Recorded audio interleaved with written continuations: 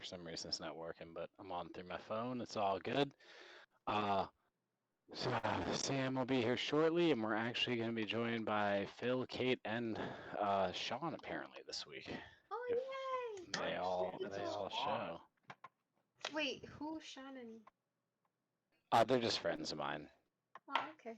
New people, right? They're cool people. They play. Yeah. Okay. Cool. Yeah, should be fun. Call this episode Rusted Minds. Yeah, that's a good one. I have a really, really cool ass way for them to get into the party. It's gonna be fucking awesome. Oh man. Oh yeah, we're still in the tunnels. Yeah, you guys are still in the mines. Yes. Oh no. Yeah. It's gonna be interesting.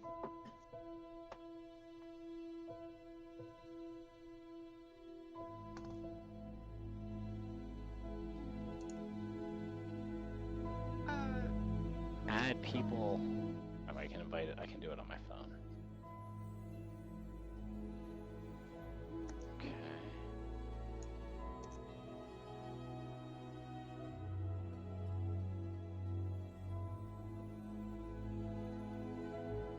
All right, cool. Phil should be hopping into the server shortly. Is the idea. Cool.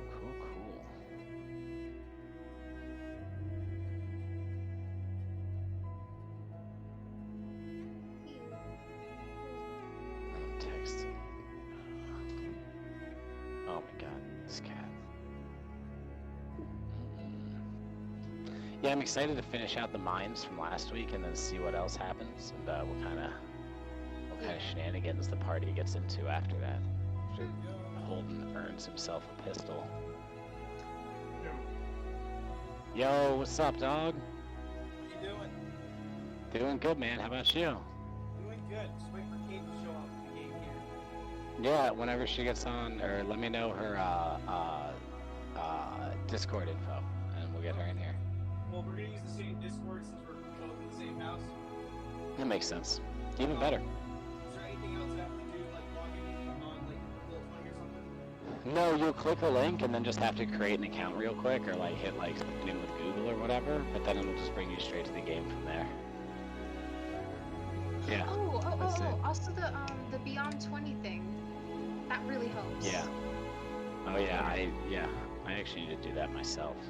Yeah, so Phil, there's an add-on you can download for Google Chrome. I don't know if it's something you want to do right now or after this, but it will allow you to click numbers on your character sheet in D&D Beyond, and it'll roll the dice in Roll20 automatically. It's super convenient. It's called Beyond 20. Yeah, I recommend doing it now. It's really fast. It's a very small add-on. Alright. And it's absolutely worth it. It makes it so seamless. Alright, so do I I need to do it too. Hmm? Yeah, how do you get Beyond 20, Billy? So just go on Google and type Beyond 20 app. And it should bring you to like the Google Play Store, and you'll just download it for free.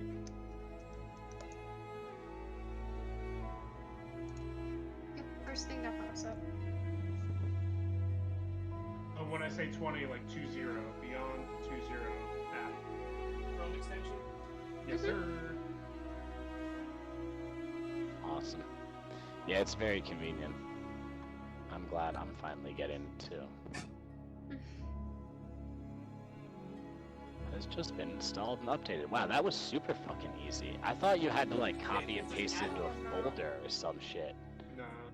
From That was like, treat it like a disgustingly bomb. simple, bro. Yeah, just a little app. That was disgustingly easy. Disturbingly so, in fact. Okay, so now that I'm on Beyond 20, just Well, the website we're gonna go to is Roll20. Here, I'll put an invite to the game in the chat right now, so you can join in and start getting your bearings or whatever. Okay. So I Is there think. anything else I have to do on my main PC? Do you have a digital version of your character sheet on dndbeyond.com? Okay. If you don't, you could open that up and like start getting it set up. Spitting on me. I should be killing Yeah, you. that's what I was saying earlier. I got my Discord open on my computer too, but I'm in the voice chat on my phone. Yeah, you know what? That's what I do also, actually, because it's just convenient. Okay, so I have to make a quick count. Are you using a character that you used last time? I've never done this before. Hmm. So it's up to you. I might have your old guy in my list. I might be able to link it to you.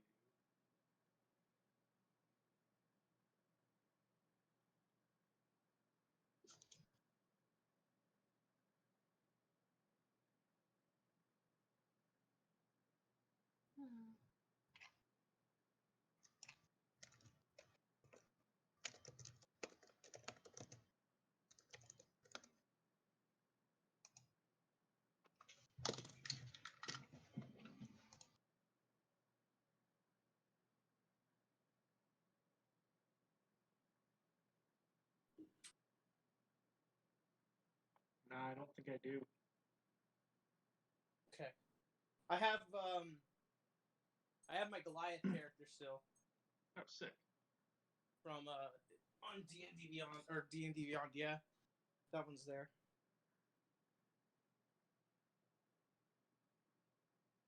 Just realized I have 53 characters made. This is stupid. Holy shit, Billy.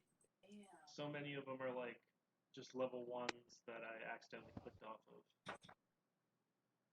So Kate's gonna have to do this too on her phone, huh? For Roll20? Yeah. But you could just bring them both up on the PC so you can click.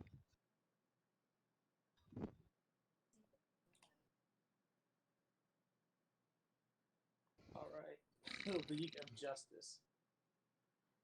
Yeah. I'm giving this man. Yeah, he listens really well. Yeah, Phil, we're doing the League of Justice. It's not the Justice League, though. It's the Yeah. League of Justice. It's different. With Man Bat and Penguin Person. They may both have been involved in this campaign thus far. When you have a good idea, you gotta, get your mileage out of it.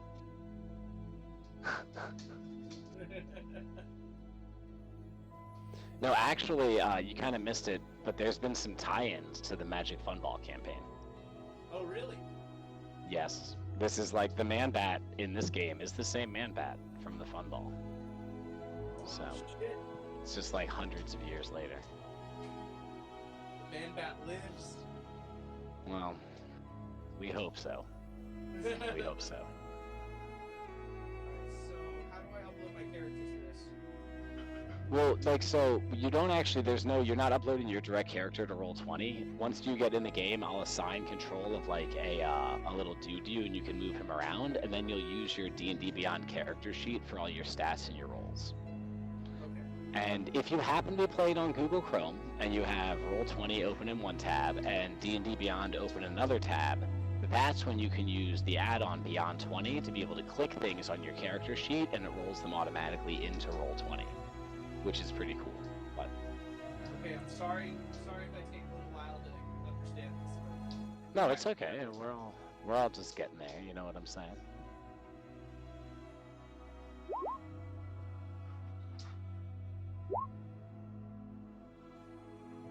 Like, see, I just rolled those 2 Arcana checks for a character that is no longer alive, just as a tester. Shoot, I'm trying to figure out how to do that. That's real quick.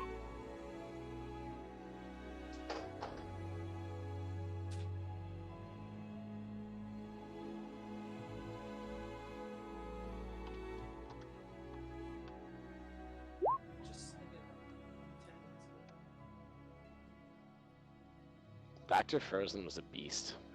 You guys killed him way too fast.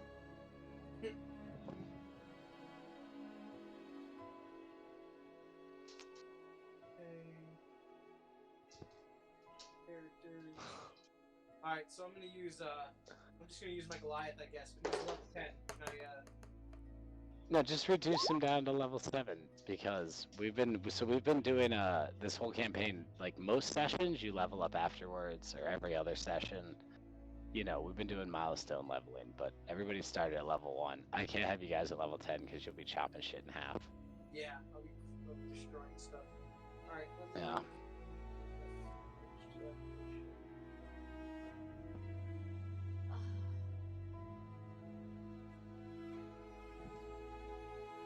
Hey, so did you guys all mark down your anything bad that happened to your weapons last week while you were fighting these rust monsters? It was Some of your weapons it took was -1 one of damage. Andromeda's regular daggers, and Yeah. I don't know if Iris, if you used your rapier on it. I don't think you did. I think you were Oh no testing. no no! I just used my crossbow a lot and most of my magic. Okay. I don't have a lot of slots left, but Yeah, neither do I. I have 3 level 1 slots. I heard that slots make the world go round. Smite slots? Oh. Yeah, smite slots. So no, I don't want this. Go away. Okay. All right. So I got my character up level 7. You need any stats from him off the bat? Any what? No, you're good. We'll get into it. So, yeah, you'll be fine. Kate, do you have your character up? He still has that mad, crazy item, right? Oh, does he? Oh, I'm asking. Well, yeah. Do I have the first sword in this one, or is that the other one? No, that's in like the whole other campaign. Yeah, this even if you're playing the same character, it's not like the same character. It's like my great grandson. Yeah, exactly. Not all of us can survive those hundreds of years as a half bat, half person, half man, half bat. I didn't know if there was going to be some kind of time warp shit. No. No, I actually have a really cool idea for how to get these guys into the game, though. It's gonna be great. Alright, so do we have to log Kate into roll 20, right? Yeah, she should just be able to click that same link in Discord. Oh wait, so is she on a separate computer? Ooh, She's interesting. on her phone. oh, She's on her phone. Alright, so here's the one downside of Roll20, is that... 2 players control to fill, and then she can move hers. Right. Yeah. You guys are gonna have to share control on the one computer. No, there's just the D&D Beyond is not enabled for phones and tablets. Or Roll20. Roll20, sorry. Yeah, you should be able to do it on your laptop, right? Alright, she's gonna get her laptop real quick. Okay, cool. If not, you guys could. I can assign control, like he said, of 2 characters to you, and then you guys can just each take turns moving them around and actually controlling them. That is also an option. That's totally doable because unless one of you is checking spells, you only need the computer for your turn. Yeah. True that. I think Kate's gonna just sign up now. She's probably gonna try to do this with you on Mondays. Instead Cool. of just sitting You guys watching should- TV like a bunch of punks on a lawn. You guys are fucking go. We've had a really good campaign so far. There's been some really fun stuff that happened. There's some cool storylines developing. I'm actually excited to see what happens next, honestly. I mean, that's where we're at, realistically. Awesome. I miss Carmelo and Dragon. I know.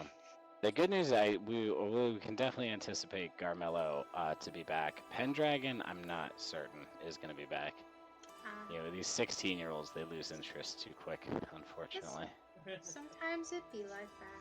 Sometimes it just be like that, though. That's what I'm trying to say. Like, sometimes it just be like that. Stop. So Kate's Too good. creating an account right now. And then we both have dice roll apps. What dice roll apps do you guys use? D20. Oh wait, no, Yeah, D&D so- Beyond and just roll 20 sometimes. D&D Beyond has some beautiful digital dice that you'll see when you start playing. And if you can roll dice in Roll20, you'll see when we actually get in. I'll give you guys a quick tutorial. But like, you can click a button and it rolls like whatever dice you need. So you can do it however you prefer. If you want to have real dice in front of you, you're welcome to roll those and tell me what you rolled. Well, Whatever I gotta works. I gotta make my real dice still. It didn't work the first time, so I have to do it again. You're making dice? Yep. Yeah, make sure they're loaded though. How do you do It's that? on. Epoxy. Oh. Doesn't it have bubbles in it though? Yeah, there's a way to do it. You're supposed to do it in layers, so you lose all the bubbles as you go up. But it's really hard to color match like that. Mm. Sometimes the bubbles are pretty cool. They don't really affect the dice too much. That's cool. All I know is if I show up at a 40K tournament with a bunch of dice I made myself, they're gonna be like, "You can go home." Yeah. They'd be like, "Yeah, nobody wants to play you with those, bro." No, that sounds Yeah. awesome though. They were apparently they're D&D like certified or whatever they are. When I ordered them, they're like, these are D&D, you know, whatever. I said, okay, this is cool to have. That's fun. Okay, so you need here. This is it right here. That's the actual one. Ugh.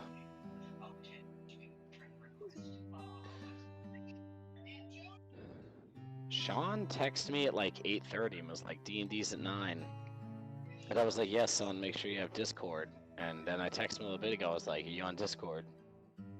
He didn't text me back. Damn it, Sean. Just add I him, know. like spam add him. No, like, I actually really don't think he's ever used the Discord app for anything before. So I really can't. I actually really like Discord. It makes things really easy. It's nice and convenient. I like it for this because, as you can see in this server, there's channels for different things if you want to do. Bruh, someone breathing. Who is that? Sam, is that you? What? I'm here. Oh, Could you hear that breathing? I can hear it. I don't think it's me. I don't think it's you either. Is it me? Sounds like it. Well, that was me trying. I could hear it too, so I don't think it was me. Bruh, it is. It's. There she is. I think it is Andromeda. Oh shit. Well, I'm sorry. I'm not trying to breathe into the mic. No, I. Andromeda, quit breathing into the You're mic. good. You know. Oh god, that's so unpleasant. That was on purpose. The person who thinks Shambling Mound is unpleasant breathes into the microphone heavily. I just- didn't say unpleasant. I No, just said no. shambling mound sounds sexual. I just felt your breath in my ear, like when you breathe into the mic like that. That's how like crazy it was. Can you feel me telling you to go fuck yourself? Yeah, I can sense Okay. it. Just check. Oh jeez, oh jeez. Alright, alright. Oh, BattleNet, what the? I didn't even open that. Weird.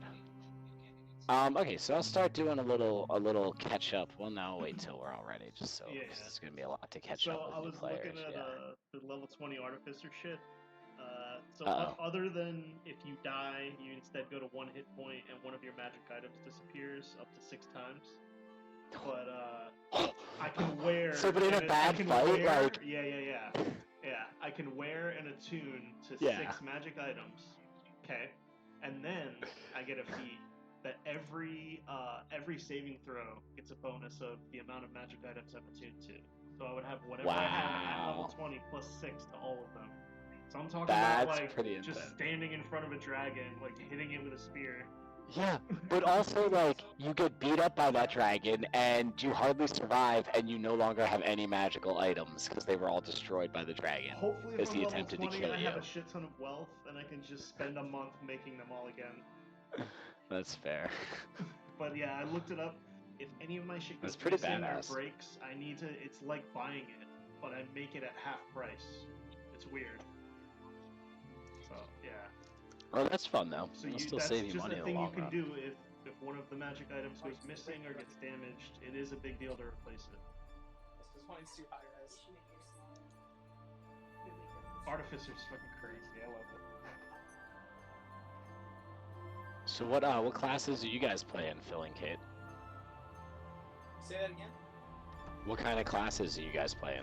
I'm playing my Goliath Paladin. Oh jeez, perfect. Barbarian.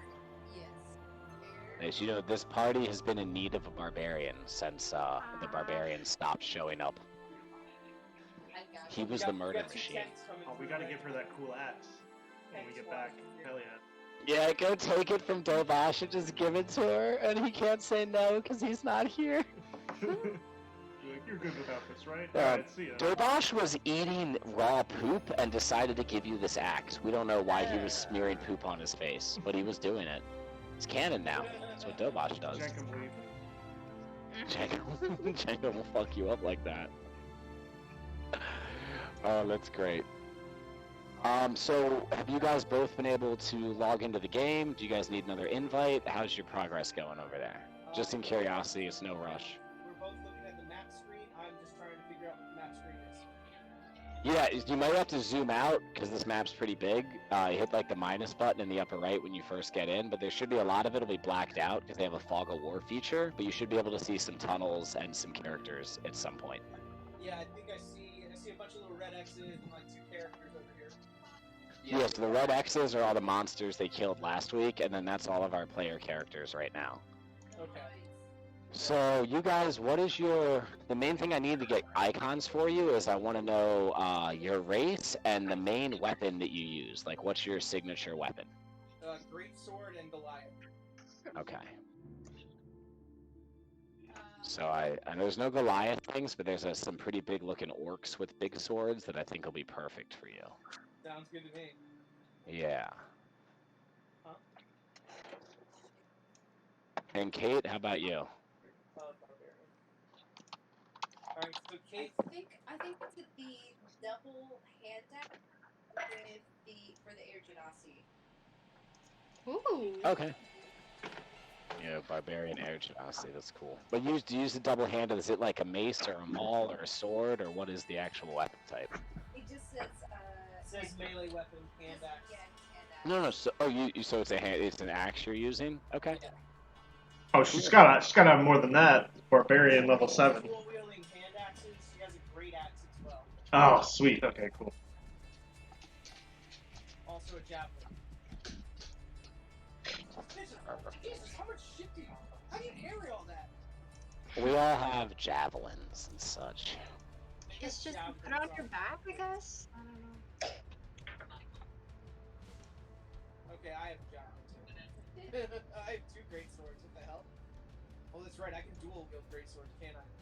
Can you?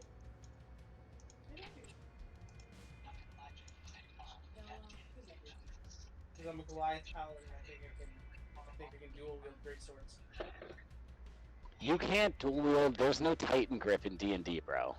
I wish there was. We all wish it existed, but it doesn't. I'm sorry.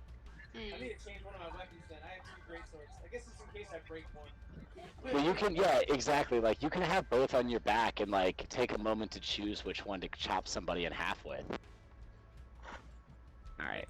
So, these are gonna be your 2 characters here. The one with the big sword on his side, that's gonna be you, Phil. So the way this works is I'm actually gonna assign control of that. There you are. Control of that. And what's your character's name? Fetha. What was it? F-E-T-H-A. Oh, say that one more time. Fetha. Feather. Like a feather? Yes.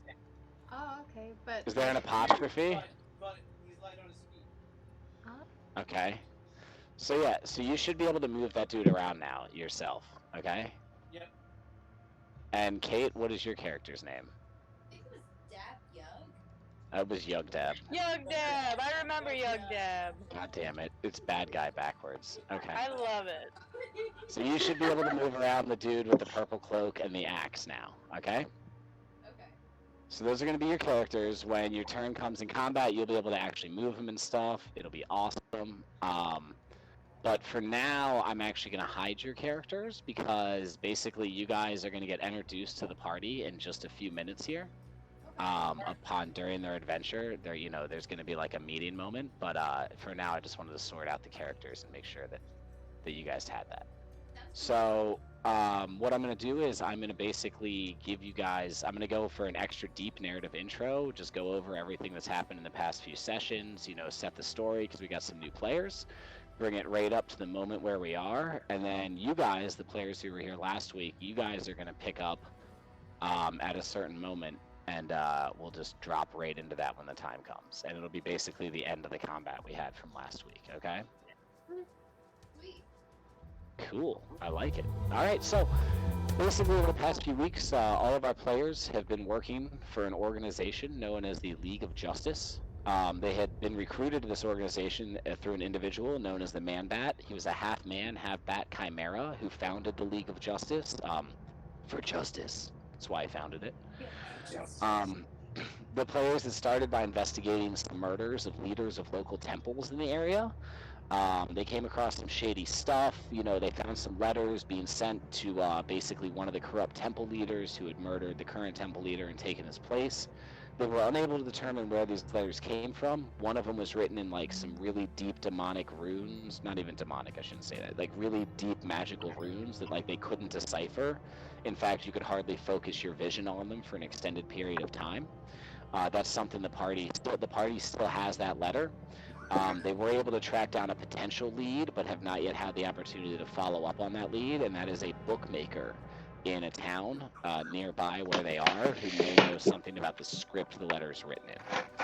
Other than that, while the party was tracking down the organization that may have moved one of these letters from place to place, they were ambushed by an assassin who was there killing everybody at this place. They managed to subdue the assassin. They took her with them.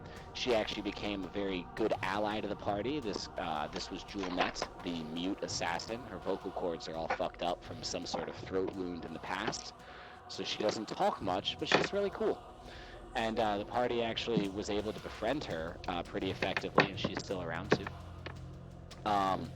Other than that, basically, some big events had happened recently. The League of Justice found their headquarters under attack by an army from the Guild of Calamitous Intent, which was an organization thought to have been destroyed years ago that had apparently resurfaced.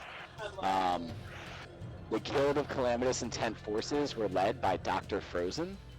And the party actually, after debating and planning for almost an entire session, set a really, really awesome trap for Dr. Frozen and his forces, and successfully defended the League of Justice from literally an army of enemies, and it was fucking awesome. However, during the fight, a very powerful enemy known as Bane was able to sneak into League HQ and attack the Man-Bat. This led to a crazy moment where the Man-Bat got thrown out of a second-story window right into the middle of where the party members were. Bane jumped after him, and everything went down. The party fought Bane tooth and nail. I mean, that fight was fucking wild, guys.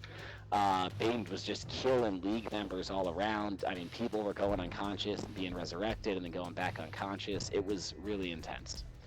However, the party... The heroes here you guys did manage to beat Bane, but you also didn't, right? Because right before you could deal the final blow, the final killing blow to Bane, somebody else showed up into the fight. Out of nowhere, a figure flew overhead faster than you've ever seen anything move. A red beam flashed from the sky, hitting Bane. His face, his skull, his eyes started to melt. And then a humanoid figure crashed down from the sky right on top of where Bane was standing and just eliminated him from existence. He ceased to exist as this figure filled the space he previously occupied.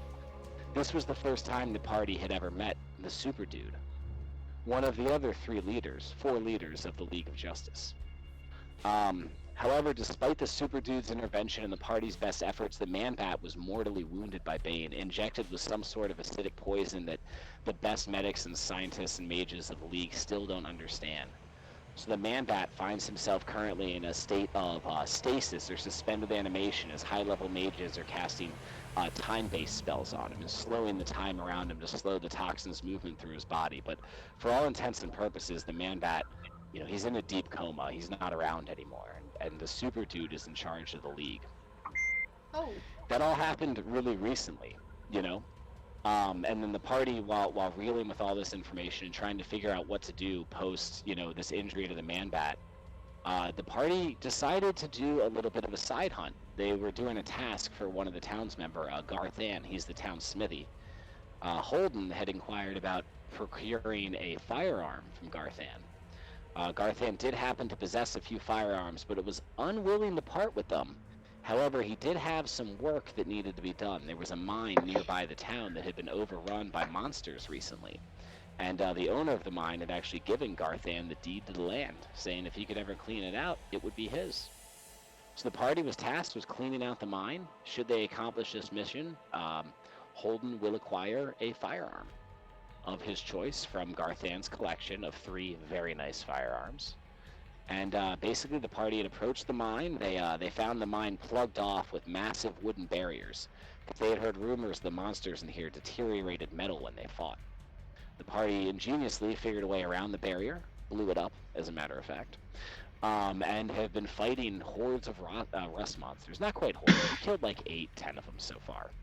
But you guys found yourselves, basically where we left off. You had just dispatched a group of 6 rust monsters that were attempting to ambush you. You had spotted them with a high perception check up on the tops of the cave, ready to jump down on you, and you were able to preemptively ambush them pretty effectively.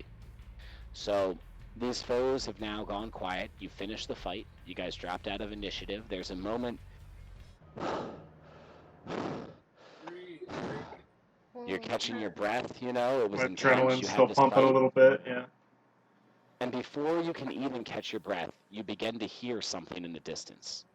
At first, it sounds animalistic to you, like maybe more rust monsters or something like that. But then, like, you hear yells and screams over top of the rust monster sounds. Like, you definitely hear, like maybe not human voices, but, like, you hear, like, people speaking in common. And it's coming from further down the tunnel. You obviously, there shouldn't be any other people in this tunnel. This mine was abandoned weeks and weeks ago. But you guys begin to hear that actually pretty clearly coming from one of the tunnels nearby immediately after the fight is over. What do you do? The voices saying anything distinct, or is it just like we know it's humanoid voices? No, like you're hearing like the sounds of the rust monsters. You know, you're hearing Okay, like so they might humanoid be yells and getting a bit attacked. of like metal and fighting. You definitely hear fighting with like humanoid yelling. All right, all right. Let's make a move so we can see this. I want to see before we rush in, but let's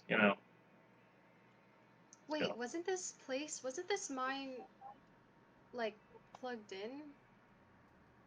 What? What's it called? Basically, there's nothing coming in or out. Yeah, no, yeah, exactly. Like it was sealed off by these massive wooden barriers that took you guys a lot of effort to open up because they had sealed the monsters inside. So there shouldn't be anybody in here. You had heard any workers, you know, were dead or evacuated, and there was nobody left in the mine.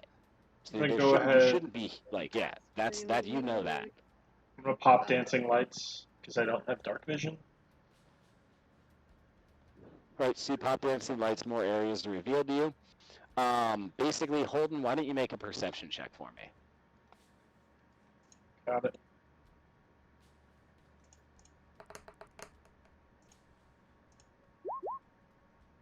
I don't know so why with it's the doing it 13, twice.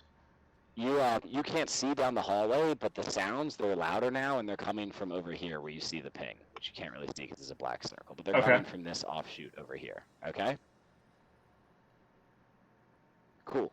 So he moves down to there, and basically, Holden, you see a group of like 6 rust monsters attacking 2 figures. One seems to be quite large, the other one is a little bit more slender. They're fighting these monsters off, but it doesn't look great. Phil and Kate, that's you guys, you know. So basically, you guys are actually surviving workers from the mine. You guys have been holed out down here in this side shaft for weeks, hardly surviving. Like, y'all were level 1 NPCs when the mine fucking got attacked. Like, now you're level 7, like, whatever class you are. Like, that's how intense your shit has been down here. Like, you've become badass warriors while surviving down in this mine. Alright? And, like, you haven't seen anybody either. You see a figure who looks like a fucking elephant person walk around the corner. Yeah, backlit Like, by past the rust purple dancing monsters, yeah. lights. So in fact, that's actually good. Billy, why don't you describe your character for them? So you see him walking around, like, you see the lights first, I guess. So you're fighting this desperate battle against these monsters. And you're fighting them, and then you see, like, lights down the back of the hallway beyond the monsters. And you're like, honestly, at first you probably think it's some sort of trickery or, like, your god finally coming to take your souls away because things have been fucking terrible down here for weeks. But then you just see, like, a figure step into the light. Billy? So before you is about I think I was close to 7 foot, about 6'11", humanoid, standing on bipedal, standing on 2 legs, elephant creature, wearing heavy robes with some goggles on his forehead. He's got an eye patch over one of his eyes, and he has a shield on his left hand and on his right hand he's wearing a heavy, thick leather glove. And it's hard to see because it's backlit, but you see his face and tusks for a quick second as he snaps his fingers to cast catapult and fling a rock at one of these rust monsters. Oh, cool. And then, so basically, we're going to drop to initiative after he does this, and then Andromeda and Iris, I kind of assumed you guys moved up to follow him loosely. Yeah. Yeah, that makes sense. Okay, so you hit one of these monsters for 10 damage. We'll say you hit the back one closest to you. They need to save or no? Oh, do they save? Yeah, dex save. I should probably roll a save. Oh, so yeah, is that half damage or no damage for catapult? I think it's no damage because it's a cantrip. No, it's not a cantrip. On a failed save, strikes the target and stops moving. On a failed save. Hold on. Here they are, my rust monsters. Okay, so Yeah, that's just a miss. Just a miss. No worries. Okay, and then I'm putting some damage on the front two, basically, because you guys have been fighting them for a little bit, okay? And basically the last few weeks for you two have just been, like, fighting off rust monsters constantly, like sleeping in shifts, waking each other up when these things start to attack. You know, you've been living, like, as quietly as possible. It's been fucking crazy. All right, so... Can I use an action to be like, hello down there? Yeah, you can call out to them if you'd wish. What do you say with your call out? I say that, hello down there. Okay, that's awesome. Do you guys respond at all? How do you guys respond seeing an interview? You haven't seen another human being in weeks. Is this another person? Are you real? I like that, Kate. That's perfect. Are you real? I am real. You say it at normal volume to yourself while fighting. Like there's no way he heard you. You're just like, are you real? That's awesome. That's it. We're hallucinating. Too Yep. much gas in these minds. All right, everybody, throw some initiative rolls at me. I'm rolling for the rust monsters. Is that 1d20? Yeah, 1d20 plus your initiative modifier, which should be in D&D Beyond somewhere. Oh boy. Oh, 16. Okay, there we go. Plus 1. Damn, that's the same initiative you had last time, Holden. Anyway, it probably updated automatically for you. Yeah. Andromeda, 18? Are you serious? I just remembered Henry's Yeah, down. What I got? Honestly, Kate, you got a 5? Do you get a bonus to that? No. Yeah, Dad? I got a plus No? 1 to that 3. Fuck. All right, wow, 4. Impressive stuff going on over here. Iris with a 21. God damn, girl. You had a 23 last time, too. You're high on that initiative. Whoa. Wait, Yeah. really? Yeah, because I just replaced the number from the last fight. So last fight you had a 23, yeah. All right, so that's your initiative order. You guys can all see the turn order box, right? Yes or no? Yes. Yes. Perfect. So that's your initiative order. So Irish, you were up first. Basically, you guys, from your two's perspective, you guys followed Holden down, like hearing the voices, and you saw him like step around the corner. He called out, "Hello there." You can't see who he called to, and then he cast a catapult spell down the hallway. What do you do, Iris? Okay, I'm gonna run over. I guess like right next to him, like over here. I guess. Yeah, that's within And your range then for sure. I'm gonna peer, and I see a bunch of things. Yeah, you see like 6 or so rust monsters attacking like 2 humanoid figures like down at the far end of this area. Oh my god, are they real? And I'm gonna like shoot. Oh, that's adorable. Am I real? Are you real? Is this real? Is everything just? Oh my god, everything's an imagination. Okay. Is this gonna so- be forever? And then I guess I knock my crossbow and try and shoot one of the things. Yeah, hell yeah. Bring the pain. Okay. Oh, that was. Oh fuck. I mean, was yeah. just So stunned. I was stunned that there was 2 other people. yeah, I may or may not need to tell you this, but a 7 does not hit. Yeah. Was that a natural 1? Because you get a +6? Yeah. Oh. That was just. Ooh. Oh my That was god. 4. Oh my god, roll damage. Huh? Oh. Oh no! Wait a minute. Oh do my I god, roll damage. Roll damage for that strike. Wait. Okay. For Wait. sure. I already rolled piercing damage? 5? Okay, 5 piercing damage. Alright, Yugdab, you take 5 piercing damage as a strange, slender elven woman appears at the far end of the hallway, raises her crossbow. You can actually see she was aiming at the rust monsters, but she misses the rust monster. The crossbow bolt bounces off a fucking wall and strikes you for 5 piercing damage. Oh god! Hey man. Oh my god. Well, at least I know they're real. At least I know they're real, for real. So you two, Phil and Kate, you guys aren't actually convinced these people are here to help you. Oh shoot, I'm screwed. I'm screwed.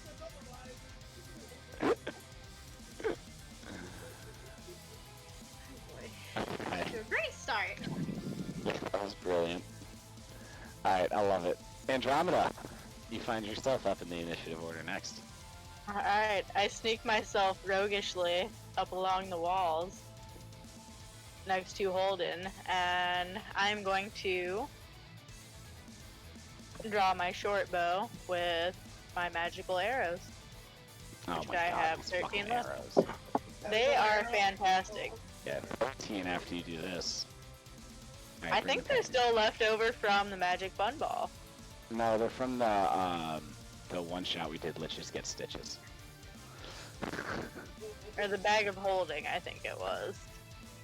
That's my Well, Liches get stitches. Alright, so which one? Oh, yeah, a 19? Fuck, a 19 hits.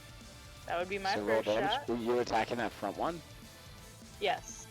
Okay, so there you do get sneak attack on that. Yay. Yay. Okay, wow, that's bad sneak attack rolls. You got a 7 on 46. That's Yeah, terrible. that's pretty rough. Alright, so you hit that front one for 10 more damage. He looks pretty fucked up, because again, you guys, Phil and Kate, you'd already put some hits on that enemy. You'd been fighting him previously. Also, both Phil and Kate, both of your weapons are hitting right now at, they're doing -4 damage. Ooh. We'll get to that on your turn, but these monsters have a certain effect that would definitely have been affecting you over the past weeks. Okay, so Andromeda, you hit that guy for 10 damage. He looks super fucked up. And then your second shot at the same guy.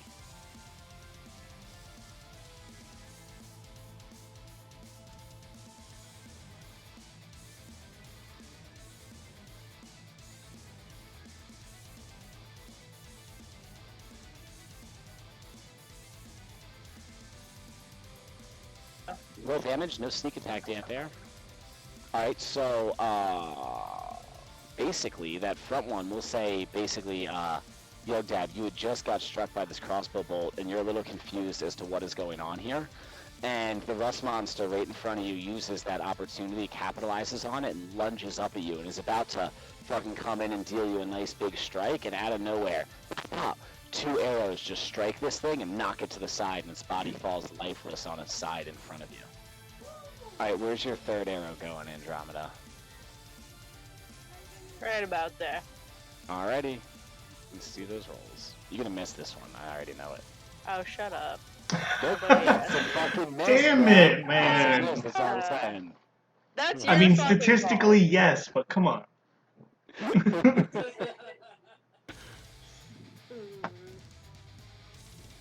Okay, so your third shot misses, and you used your movement already? Anything else you got? No, that's all I got. Alrighty. The rust monsters find themselves up in action next. So the first one, 2 are gonna move up to attack you guys. One more here is gonna move up right onto the corpse of his dead comrade, also to take an attack at you two, and the other 2 are gonna start charging back down the hallway towards the joiners to the party, but they don't quite reach you, because they're not very fast creatures. Are they? Oh, no, wait. They totally reach you. Wow, they have a movement speed of 40 feet. That's crazy. Okay, they're fast. Alright, so, Phil, you are going to be taking 2 hits as 2 of these monsters attempt to attack you. Yeah. Pop, pop. Alrighty, so 14 and 4, and they are both at +3, so the highest is 17. What's your armor class? Second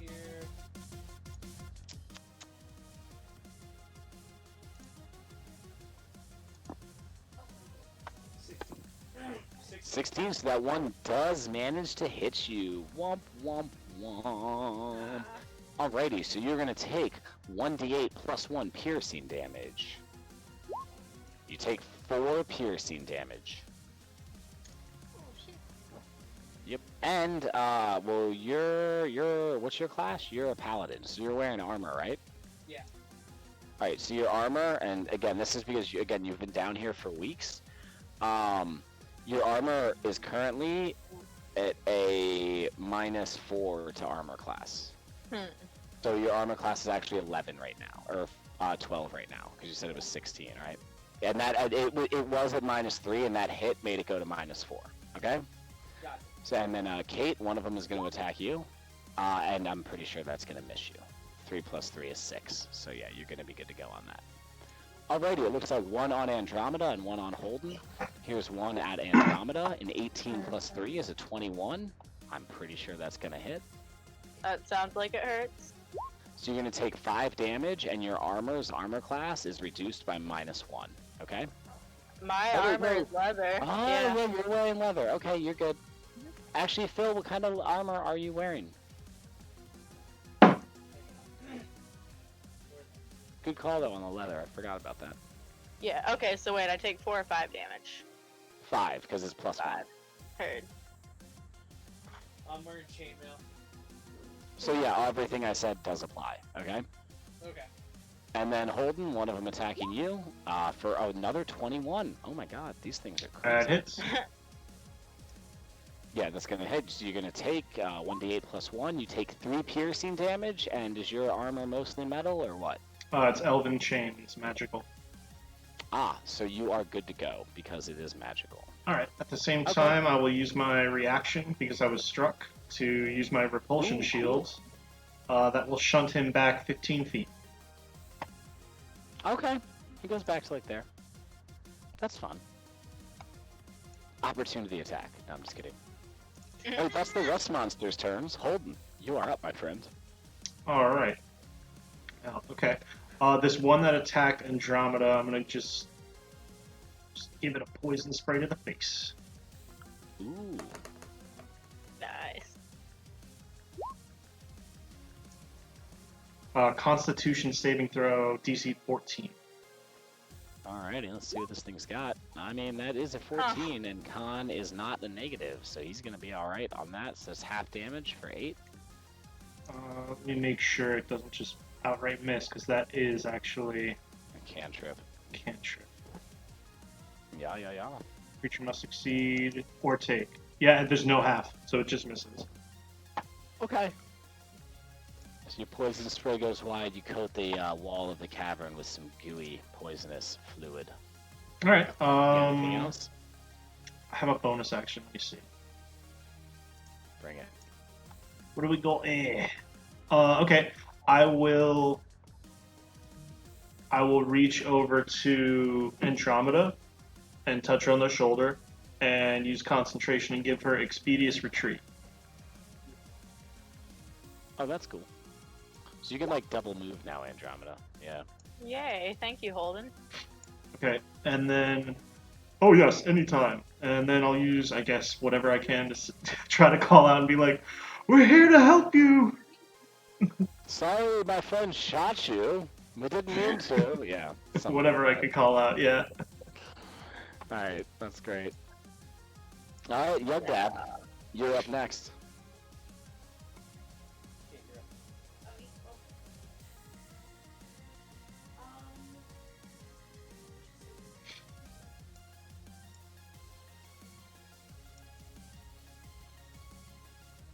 So I'm just gonna go for, since I'm panic stricken because I have a bow on my leg still, I'm just gonna, I think I might just throw both of, no, I'll throw one axe, just kind of blindly with rage at the first monster in front of me. Yeah, I mean, you can just strike them. You don't have to throw them because they're right in melee with you. You know. And I mean, are you gonna rage? Like, well, we could probably say you were already raging because you were already fighting these things. You know. Yeah. Yeah, sounds about right. Alright, so bring the pain and feel free to use all your bonuses as if you were raging. Okay. Oh, cool. I can't give Expeditious Retreat. I can only have it on myself. So if we can retcon that, I'll put it on myself. Oh, I mean, yeah. Cool. Ah. So should I just roll the damage? Oh yeah, so okay, let's talk about this. So did you how are you gonna roll dice? How are you planning on rolling dice? I was just gonna do it through the roll 20. Okay, yeah, so you see the little on the right side, on the left side, there's that little drop down, that little menu, and one of the things looks like a D20. If you mouse over that, it brings down like the menu, and then just click on just the D20 or 2, 3, 4, 5. Exactly, perfect. So then just add your modifier yourself, whatever it says on your character sheet. You know what I mean? It should be like to hit / DC plus something. One handout. So 1d6 plus 2. Ooh, that's the damage. So to the left of that, it just says like the category is DC / to hit, and then there's something in there. Plus 5. What did it say? +5? Yeah. It's pretty good. So that brings you up to a 12. Unfortunately, it's still not enough to hit the monster, so your first strike does miss. But it's good to know you have a +5. That's a good bonus. Okay. Alright.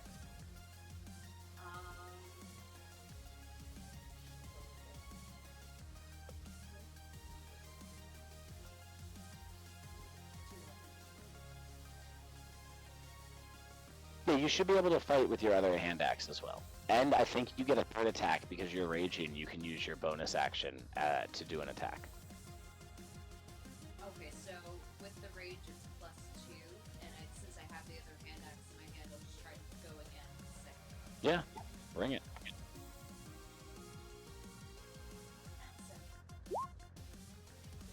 So 9, not that good. With a +5, that is enough to hit the creature. So you do hit. So roll damage. It's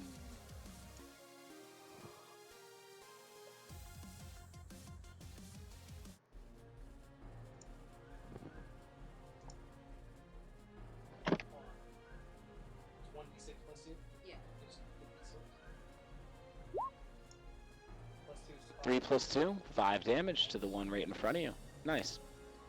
It takes a solid hit as you swing your axe angrily, very angrily, at him. Blood spews out all over you. Oh, she was raging, right? Yeah. Oh yeah. Yeah, she's raging. My rage was just +2. Yeah, +2 damage. So okay, so he takes 7 damage, not 5. And then it also allows you to attack with your bonus action, so you can make one more attack. Because you attack with each hand, and then I did just start playing battle music. That's Yeah. hilarious. Oh my god. As a matter of fact, there is battle music right now. You are also tripping, but there's battle music. Okay. I'll take the latter. So it's like a little bit of both, you know what I'm saying? But I'm having trouble. My computer's not putting the battle music out through my headphones. I'm a little upset about it. I wish I was hearing it. Don't do that. Alright, so Maybe you wait, could be like, what did you roll for that third attack?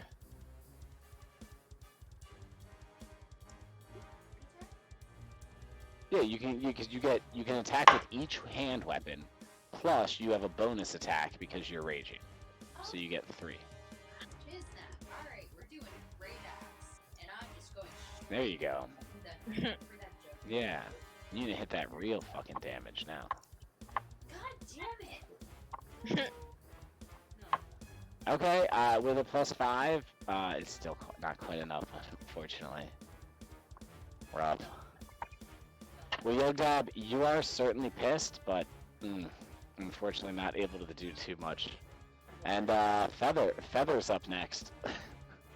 Oh, shit. Alright, Do better. so. Hang on 1 second. She said, "Do better than me." Let's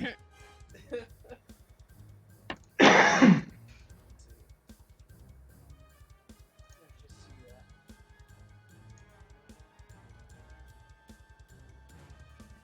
So I can do the Alright, so I'm gonna swing my greatsword at the dude right in front of me, and that's 2d6 plus 3. Okay, it's plus 6. Let's see. Do I hit? Fuck. Oh my god, yeah, I hope you have a big old fucking... I got a plus 6. But it's still not enough. Plus 6. Oh yeah, Kate, do you want to go reckless? Oh. So roll one more attack roll, because it would allow you to have advantage on that last attack.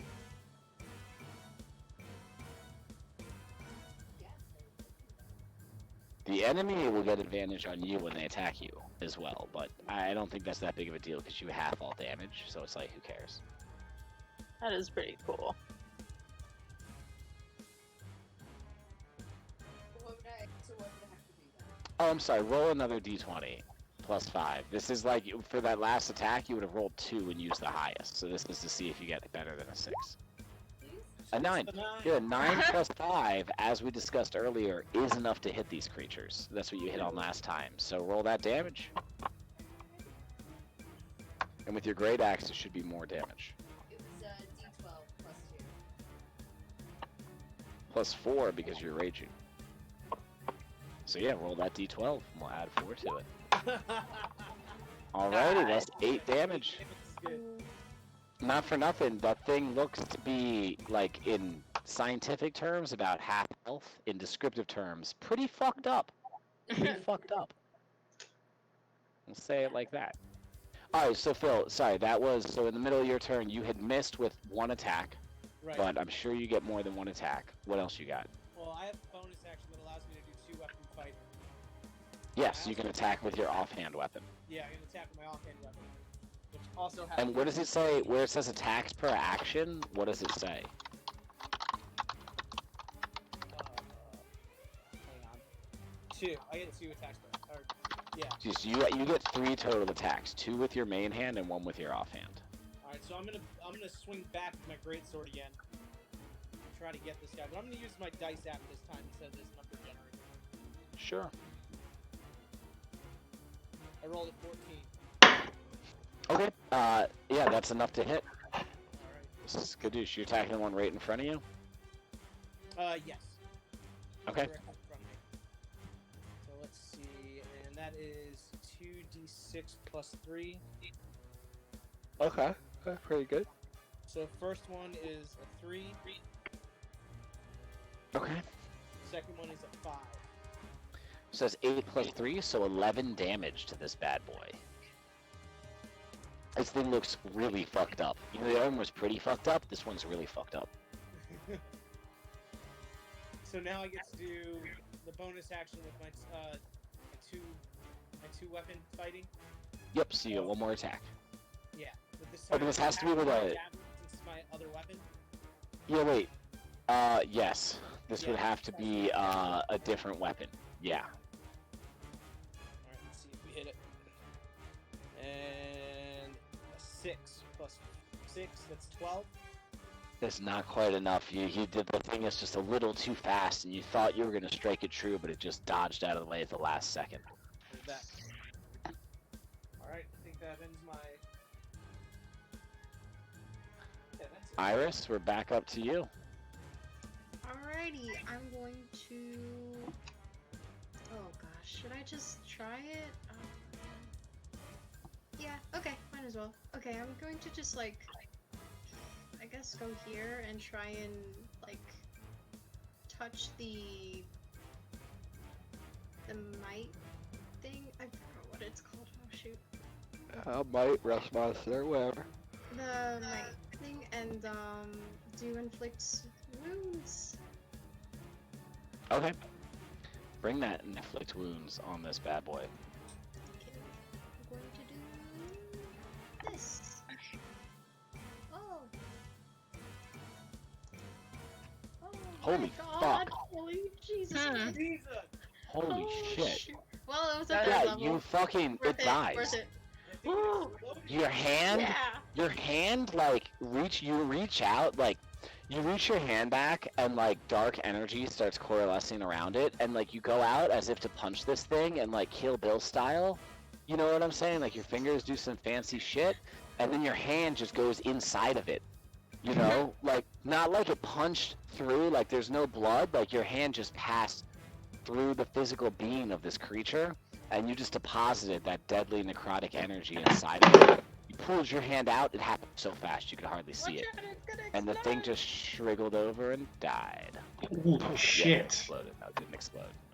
Yeah, wow. You fucking one-hit that mofo. And then I guess, is it okay if I can move forward? Yeah, I mean, you still have more movement. Yeah, just sent in the chat a picture of what these things look Oh! like. Mm. God, that is that ass. big. Okay, Yeah. how far can I go? Well, I mean, probably up to like here-ish, or even a little further. Yeah, You could be up to okay, like here. Yeah. I'll go here. Ooh, but if you go past this one, it's Oh, gonna yeah, attack yeah, you. yeah. Shoot. So, Yeah, okay, whatever. okay. Attack of opportunity. +3 is 5, so it misses you. I'd be Yay. like, I do the football thing. I'd be like, woo! Do the football thing, and I'm gonna call out, I'm sorry, I'm gonna heal you right up! That's it. You're that's like the my turn. bad guy from, what's the movie called? Where he has the lady has the writer trapped and she breaks his leg and then she's like, I'll nurse you back to health. Misery. It's Misery. fucking Wow. you. You're like, oh, your leg's bleeding? I'll heal you. I'm your friend who heals you. It's like, my leg's bleeding because you shot me. Alright. No, that's awesome. Good turn. You fucking 86 that thing. Andromeda, you're up next. Okay, if you could tell me what you think MFA stands for. Motherfucking asshole. Dude, you pulled the words right out of my mouth. I was gonna go with magical fucking arrows, but yeah. Oh, god damn it. These magical fucking arrows. Yeah, use them. Get them out of your inventory. You only got 12 This left. guy right here. Yup. Oh, I changed it to 120. That's way too many. Alright. I mean, a 23 for sure hits. Yeah, I had a feeling. And no sneak attack. No sneak. Because there's no allies within range and you do not have advantage. So that does 4 damage. Yay. Pop, your arrow pops in, hits it in the side, it goes, ow! It's not that cute, it doesn't make that noise, but it hurt it. It looks like a fat Zoidberg. Yeah. Oh, now I've got stuck by an arrow, I don't like it, I don't. Yeah. Actually, it's canon now, that's what these things sound like the whole time they're attacking you, you're just like, and it's weird. So my second arrow is also a 23. Another 23, okay, great. Great, keep up the great work. So roll damage on that bad boy. I intend to. Oh, okay. Uh-huh. Oh, were you gonna? I mean, I did, but it only Oh. happened in D20 for some reason. Or D&D Beyond. Alright, what do you got? Oh, sick. Right.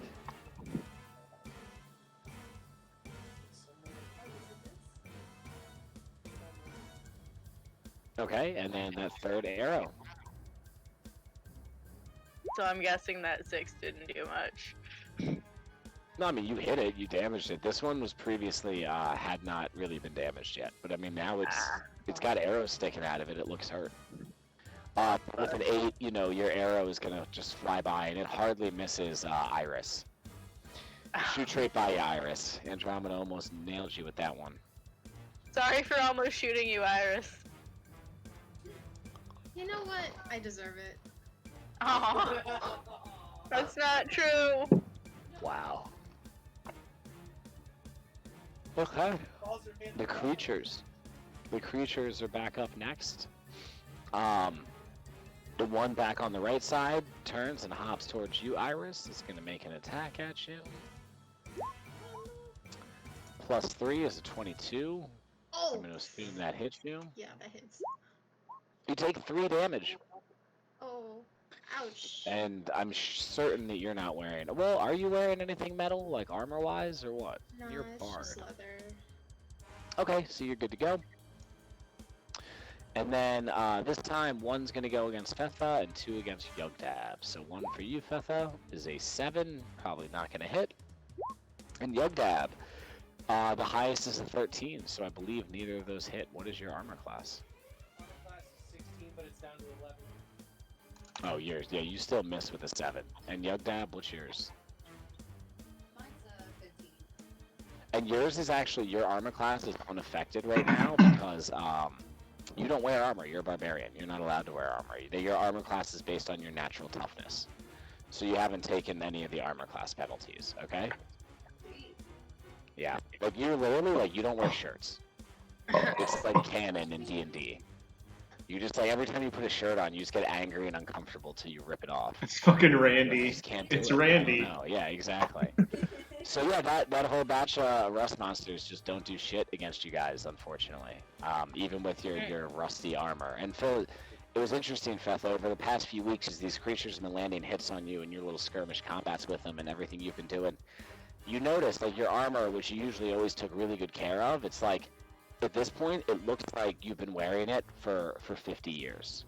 Like, it's rusted and corroded, but like 3 weeks ago, it was in pristine condition. Like, it shouldn't look like this. You know what I mean? You believe that's due to these monsters. So, okay, that was their turns. Holden, what you got?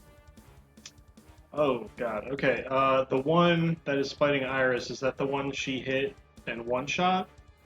Is that one, or is that one No. The full one strength? shot's the dead one in front of you. The Okay, one fighting perfect. Iris is the one that only took a couple of short bow shots so far.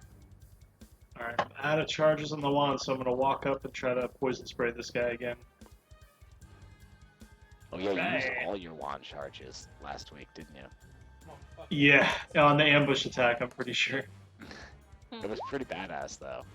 What was this was? DC Constitution 14 con. Hop. I mean, that's gonna fail. So Oh, okay, roll cool. damage. Oh, I take 8 damage. Yeah. Oh, but oh yeah. Oh, you rolled a wait, 2d12, a 4 and a 1. Oh, that sucks. Oh, and then Yeah, Alchemical 3, Savant. okay. Yeah.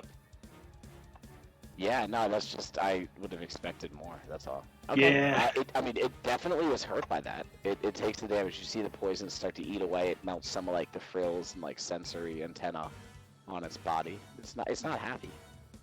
Okay. Yeah, that's gonna have to be the turn. All right. We're almost there. Just hold on. Yogdab, you're up. Alright, she just ran to the bathroom. She'll be right back. Okay. Cool. She didn't take a potty break with an arrow in her leg. Yeah, right. I imagine in D&D you just piss when you have to piss and shit when you have to shit. No, I don't use my crossbow, so it's like, oh man. Yeah. You really, have you No, ever didn't even use shot it. your crossbow before? Like, I've never actually used it until the hunt, so it's like, this is probably the 3rd time or the 4th oh time. no, yeah, you use your crossbow. You fucking, you guys fucking stopped that boar like 20 feet away from you with bow shots to the eyes 2 seconds ago. That's true. But that was was like fucking point badass. blank, so it's like really easy to aim, like really That's close. fair. That's fair.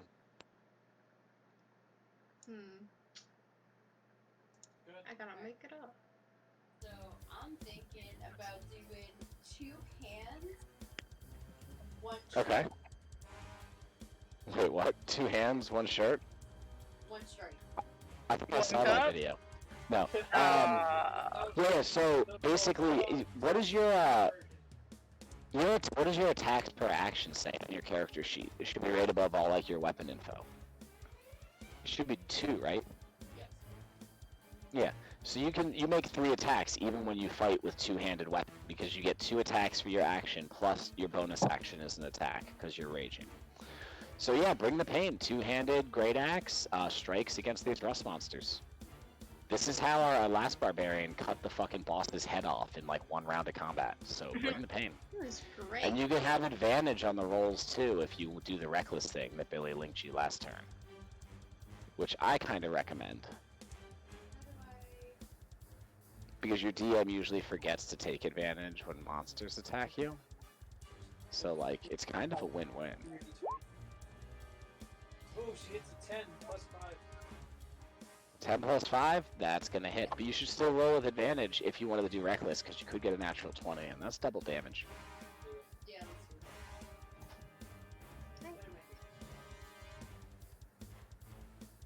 that. Am I doing D20 or am I doing based off the hand axe? No, do a d20. Everything hits with the d20, because you're using the great axe, right? For two hand. You said you were attacking with two hands, so you're using the great axe now. But no matter what weapon you're using, you're always going to roll d20s to attack with. Okay. Okay, so the 10 plus 5 is the highest, so that's going to be your first attack as a hit. So roll 2 more d20 for me. Let's see if that second attack hits.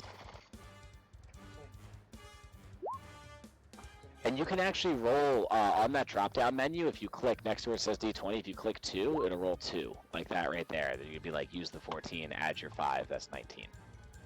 You don't have to do that. Yeah, exactly. Perfect. You just gotta roll 1.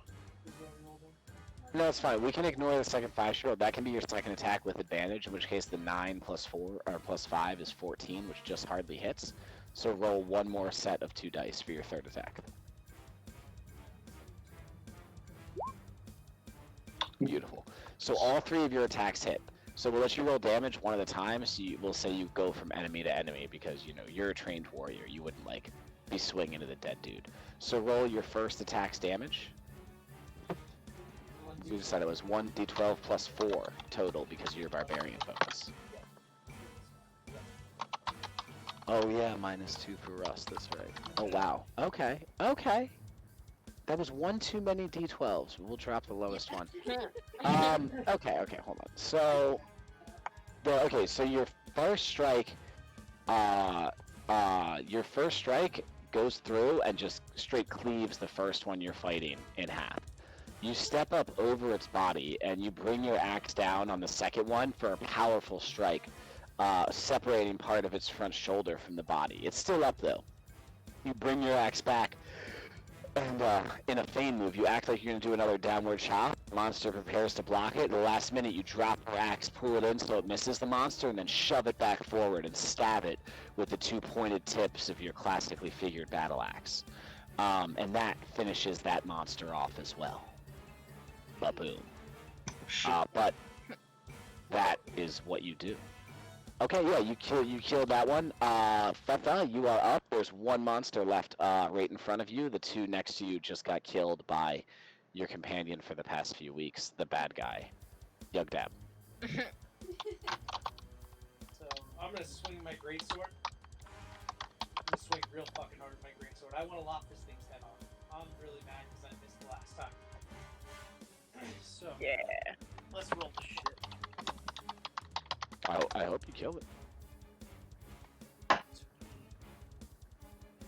Oh, Uh-oh. missed the first one. Swing How do you know? Oh, 'cause you rolled like a 3. Yeah, okay, fair enough. Like, you don't know if you missed, you're like, dude, my god, I got a I rolled a 2. Oh, you got a natural 1? What do you mean You got a natural 1? charge? Yeah. That's funny. Policy. Okay, so that attack, that natural 1 actually hits the monster. sign. And right as your greatsword hits, it just turns to rust in your hands and falls apart in your hands. And like your greatsword is gone, you no longer have it. Yeah. Good thing I have 2 more on my back. Yeah, exactly. Good thing you were double packing. It whoops out the other one, no worries. But that one is destroyed, so I had a that feeling happened. that one was going soon. Fucking ridiculous. So, for my bonus action, I'm gonna use my javelin here and see if I can land a hit. And it's a 16 plus 6. Yeah, that's definitely gonna hit. no, that definitely hits. So 1d6 Roll that damage. plus 3. It's 5 damage total. I hit a 2. Oh my god. Did you know this thing had 4 hit points left? Holy shit. Describe to me the manner in which you murder it with your javelin. I seen my greatsword disappear out of nowhere. I used the momentum from the swing of the greatsword to grab my javelin and just jab this thing straight through the skull. Nice. Straight down the skull into the back. Yeah, just straight down the skull through the back. I skewer it. I'm gonna put this thing on the barbecue. Oh, I mean, your best meat-eating instincts tell you this is probably not something you want to eat, but that's fine. It's short if you do want to barbecue it. It's all good. Hey, lobster used to be a poor man's food. Who knows? Mm, I've been surviving down here for weeks. I've been eating something, you guys. it Very just, it true. hasn't. You don't really. I mean, you would know this already from before you went into the mine, but the nearest town to this mine is called the town of Flavor, and the mayor is Figieri. So maybe bringing it back to cook is a good idea. Who knows? It's hard to say. He's still got Hydra jerky left, right? Oh yeah, for sure. Somewhere. All right, Iris, bring the pain. You're up next. You're engaged with the last remaining rust monster. Okay. Yugdab and Fetha, you guys are like still in shock. Just those deep breaths, that moment immediately post battle after slaying that last enemy at that end of the tunnel. Okay. Yeah, I'm just gonna like mad that I like I don't know, we're Look, being pull out your bombarded again. crossbow and shoot Holden with it. Do it. No. I'm just gonna be mad because, you know, we got attacked again, so I'm gonna like scream and cast shatter. And hope Oh, this jeez. works. Oh, this thing's probably not gonna survive this. Oh no. Oh. And with minimum damage, still 20. That's wild. Okay. Yeah, it okay. was painful. 20 thunder. No, I think it's Just just outlined scream red at because it. it gets a +0. Oh. But yeah, that's still so good. Alrighty, That work? Constitution 16. Guess what? I only get a +1, so I fail. Oof. Hell yeah. So the one in front of you takes 20 damage, and I can tell you, based on the damage it had already taken, like, its body is just ripped apart by the sonic scream of your shatter. Yeah. Like, you scream while focusing on a point inside of this monster that you can't see because it's inside of the monster, and by the time you're done screaming, you can see that point. It's visible to you. Oh. Yeah. Yeah. You screamed it apart. Alright, I'm coming. Ended on a Wait, limit break. Damn. Whoa. Like, exactly.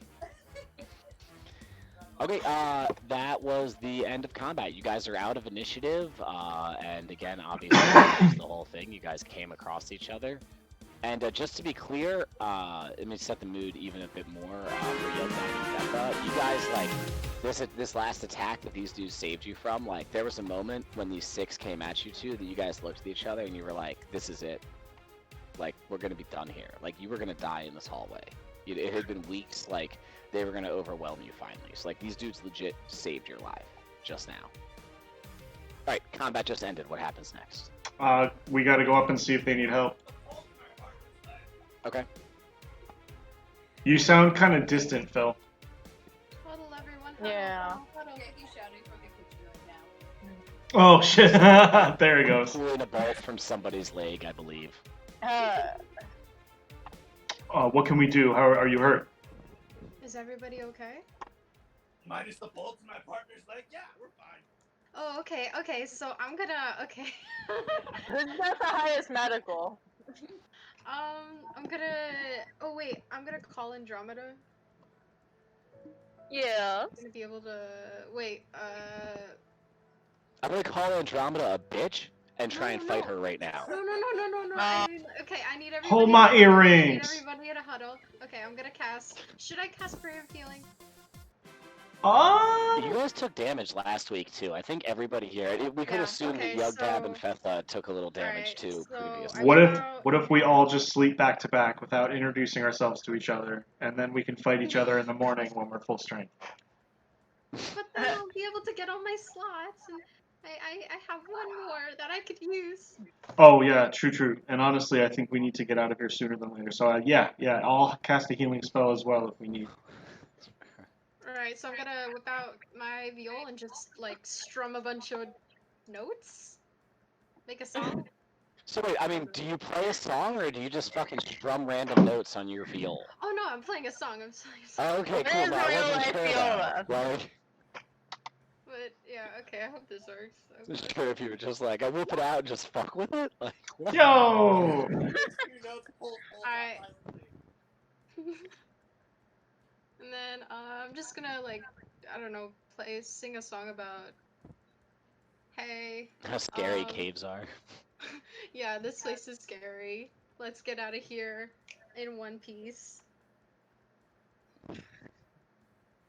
Okay, and what effect does that song have? 24 healing? I don't Wow, know. and that's for like up to 6 people, right? Like in Yeah, range. So pretty much so everybody basically gets healed everybody. for 24. Yeah. Cool. Back to So yeah, assume Yugdab and Fetha, assume you guys had been injured previously, and that healed you up to full. Like even before this fight, you know, you had been fighting or whatever, and that should be enough to heal the rest of you guys up to full, even if you took damage last week. Nice. That's a good, 24 is good healing. That's great. Okay. awesome. I'm just gonna like hand the arrow to that person and be like, you can keep this if you want. I don't even want to do that right now. She's a barbarian. She's a little angry. Oh yeah. Okay. I'll just. Okay. Okay. I'll grab the jug off of my back and produce 2 leather cups and pour some beer into them and hand them to you guys. How long have you two been down here? I don't know, like Lost kind of some track. It was like 3 weeks. You'll notice I take out a 3rd leather cup and open a different port, and I pour mayonnaise into it and start drinking it. Why would you say that? What the fuck? You're banned from D&D. I'm just kidding. why are I you have like a little bit of mayonnaise on my upper lip, just like, no, go on. Are you just taking scoops of it with your trunk and placing it in your mouth like an elephant would, or like Yeah. like? I need more description of how you're eating the mayonnaise. Like that's what Yeah, I'm like interested in right as now. much as you can get into the trunk, but you know when it's not like water, so like when you blow it into my Are you mouth, it's snorting like you know, it's like imagine shooting mayonnaise out of a straw. It's like that. Eating mayonnaise. He's just What an eating mayonnaise. unpleasant visual. Okay. it? Andromeda projectile vomits onto Holden. Holden, can you roll damage real quick? How much acid damage do I Roll a take? dexterity save.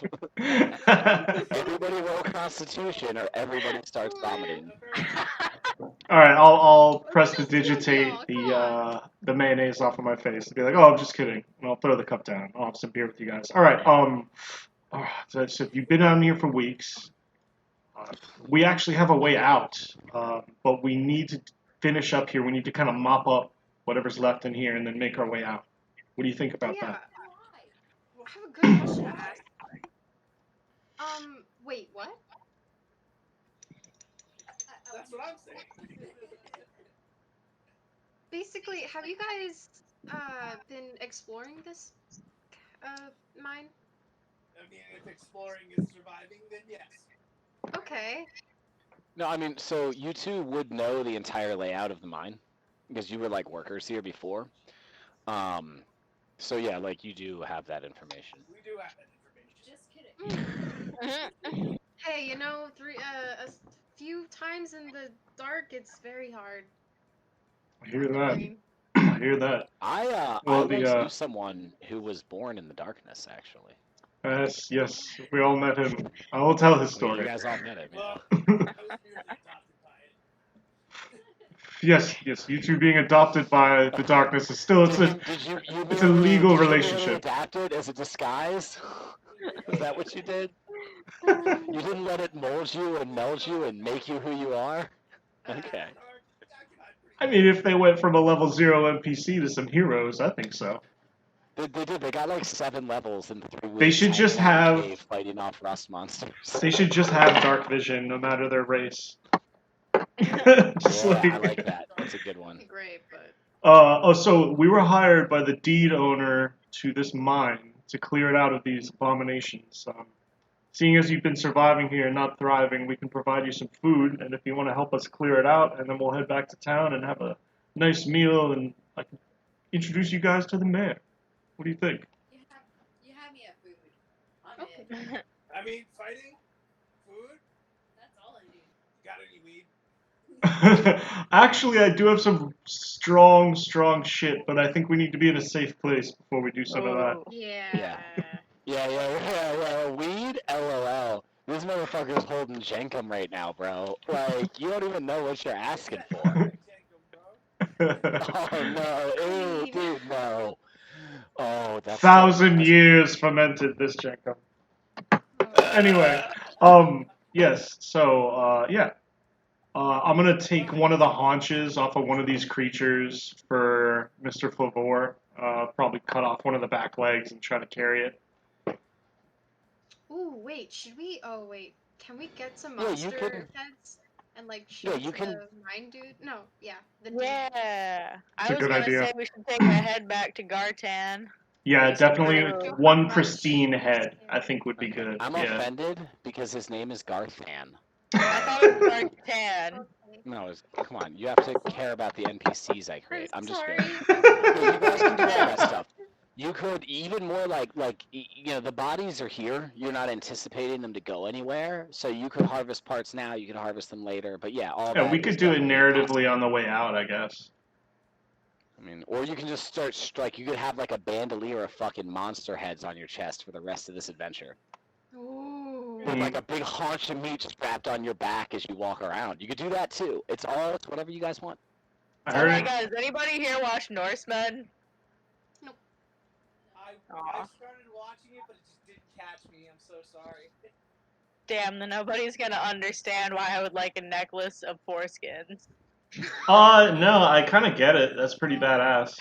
Oh my god. Yeah, you don't need to have watched Norsemen to understand that. Like, That's a powerful item right there. What's this huge dead guy where you guys were hiding? That's crazy. Were you eating him?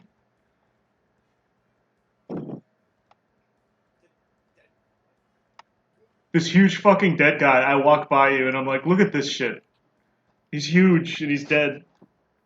I know. I'm just giving Cole shit. It's not actually there.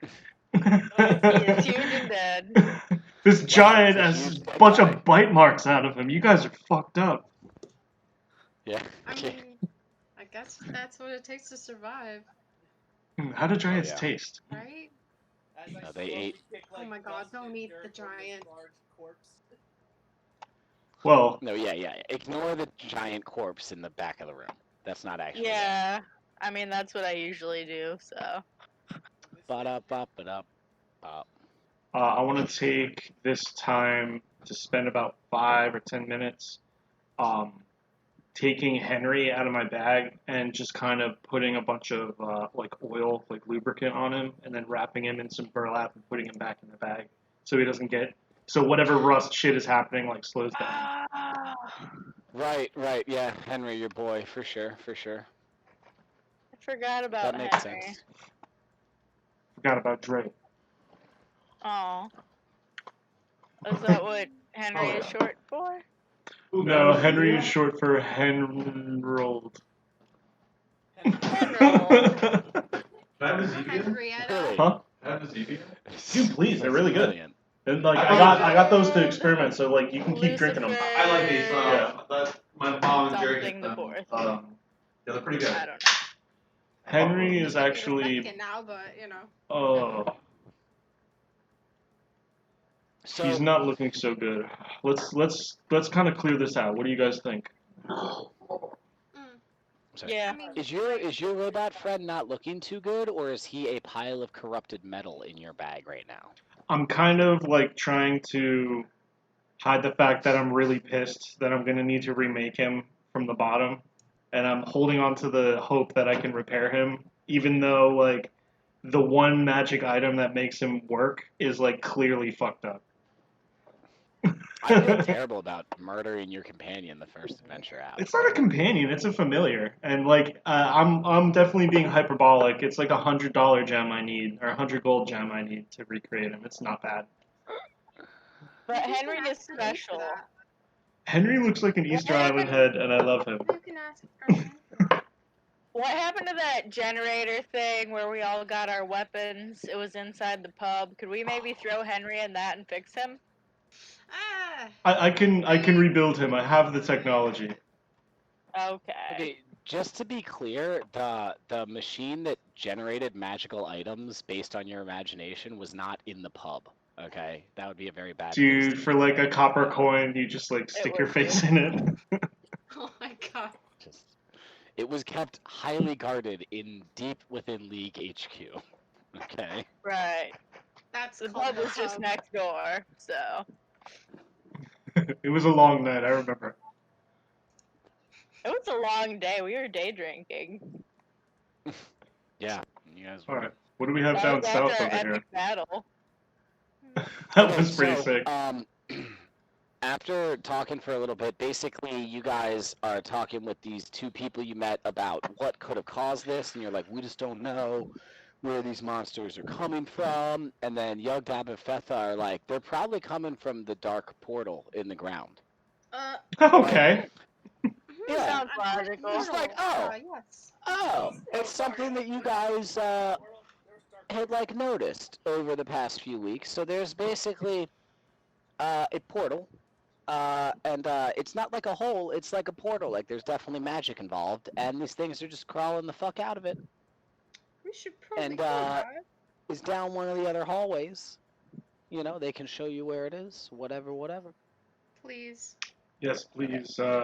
I believe we have one of two options. Close the portal, or fucking build another giant stone plug.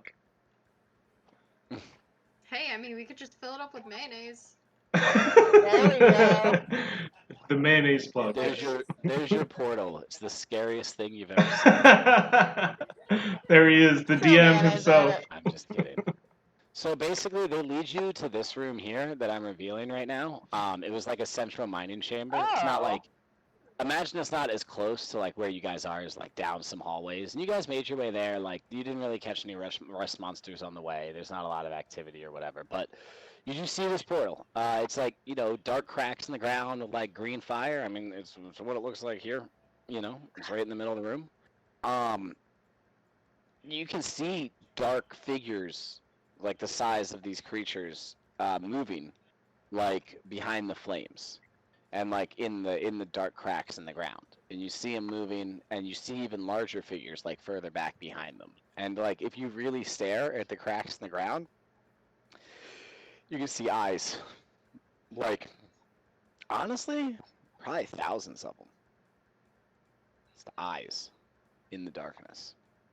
In the darkness, in the flames. Yeah, through the cracks. So, okay. I only have 2 swords left. Where? I jumped It's this directly into the creepy portal. portal. No, I'm kidding. Oh my god. I'm kidding. TPK. No, I'm just kidding. Aw. Like, you crawl out just fine. No, you don't. Can Yeah, of course. can I do an Arcana check to try to see what school of magic this is? Sure.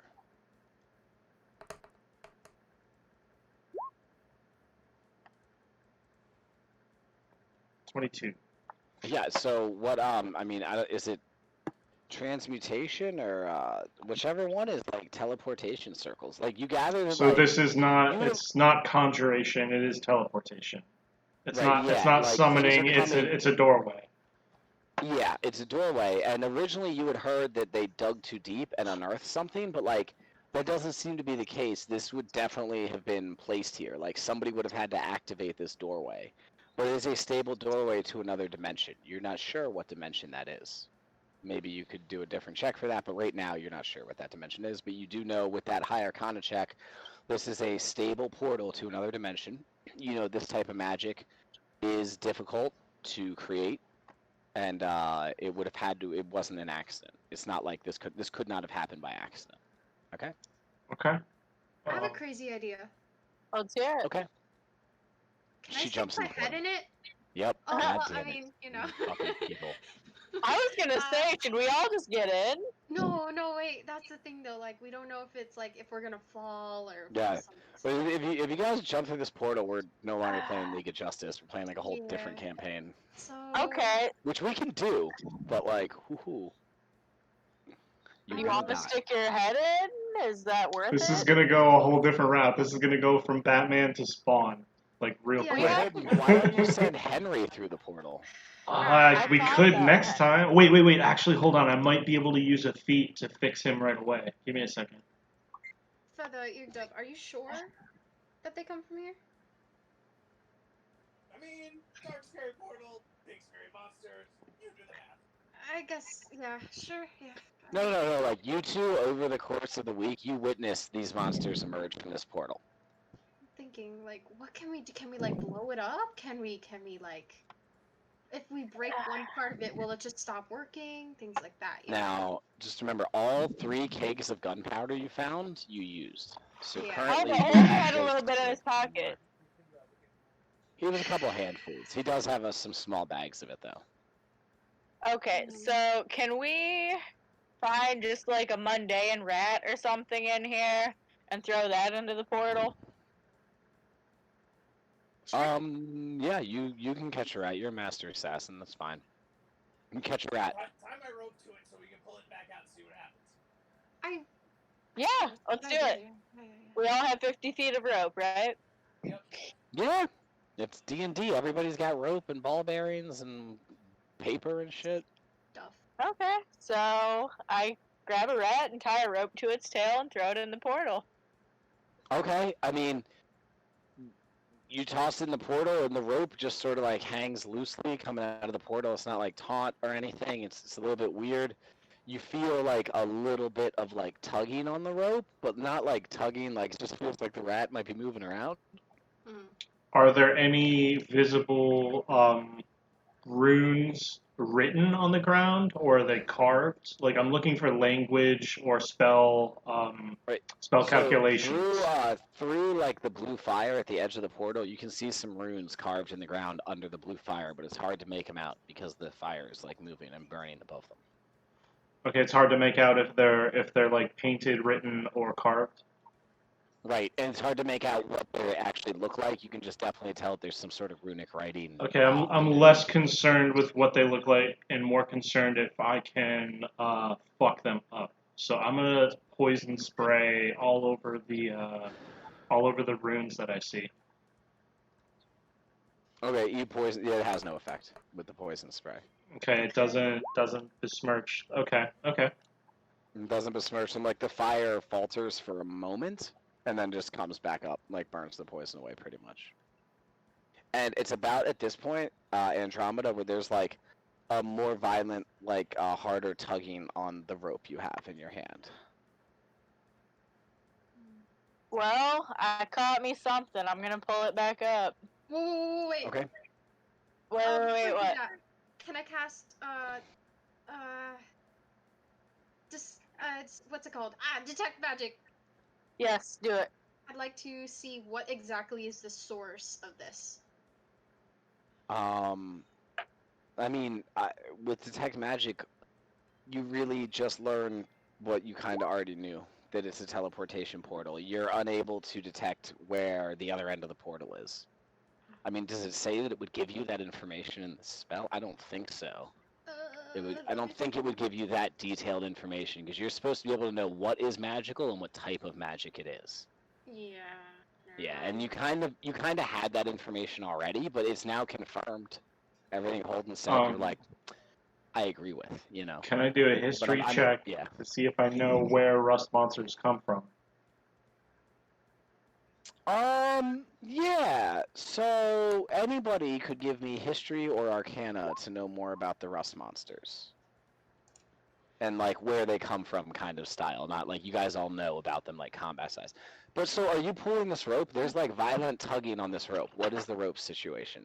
Oh my god. Yeah, let me pull it's like almost pulling out of her hand at this point. Like are you pulling it up? Are you letting it go? It's yanking hard. Let me pull this rat out of here. I want to see what happened to it.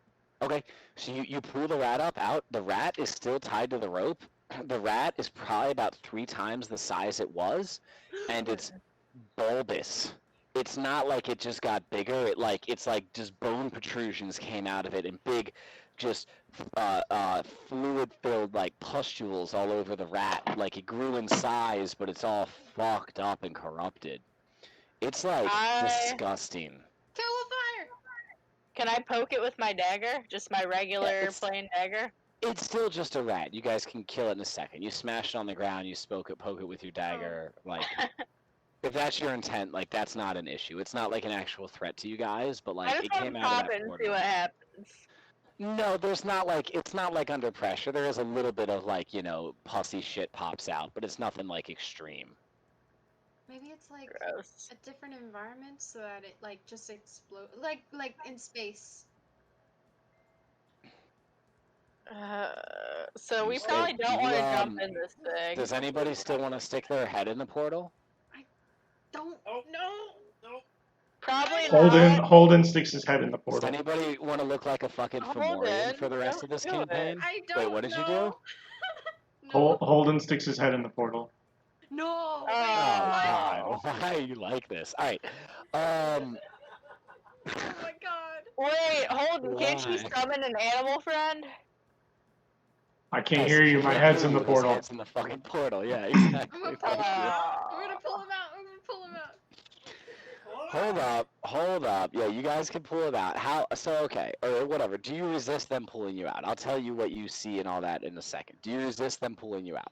I'm doing this with the idea that I'm gonna see a place I'm gonna be later, and I want to have some foreknowledge of where I'm going.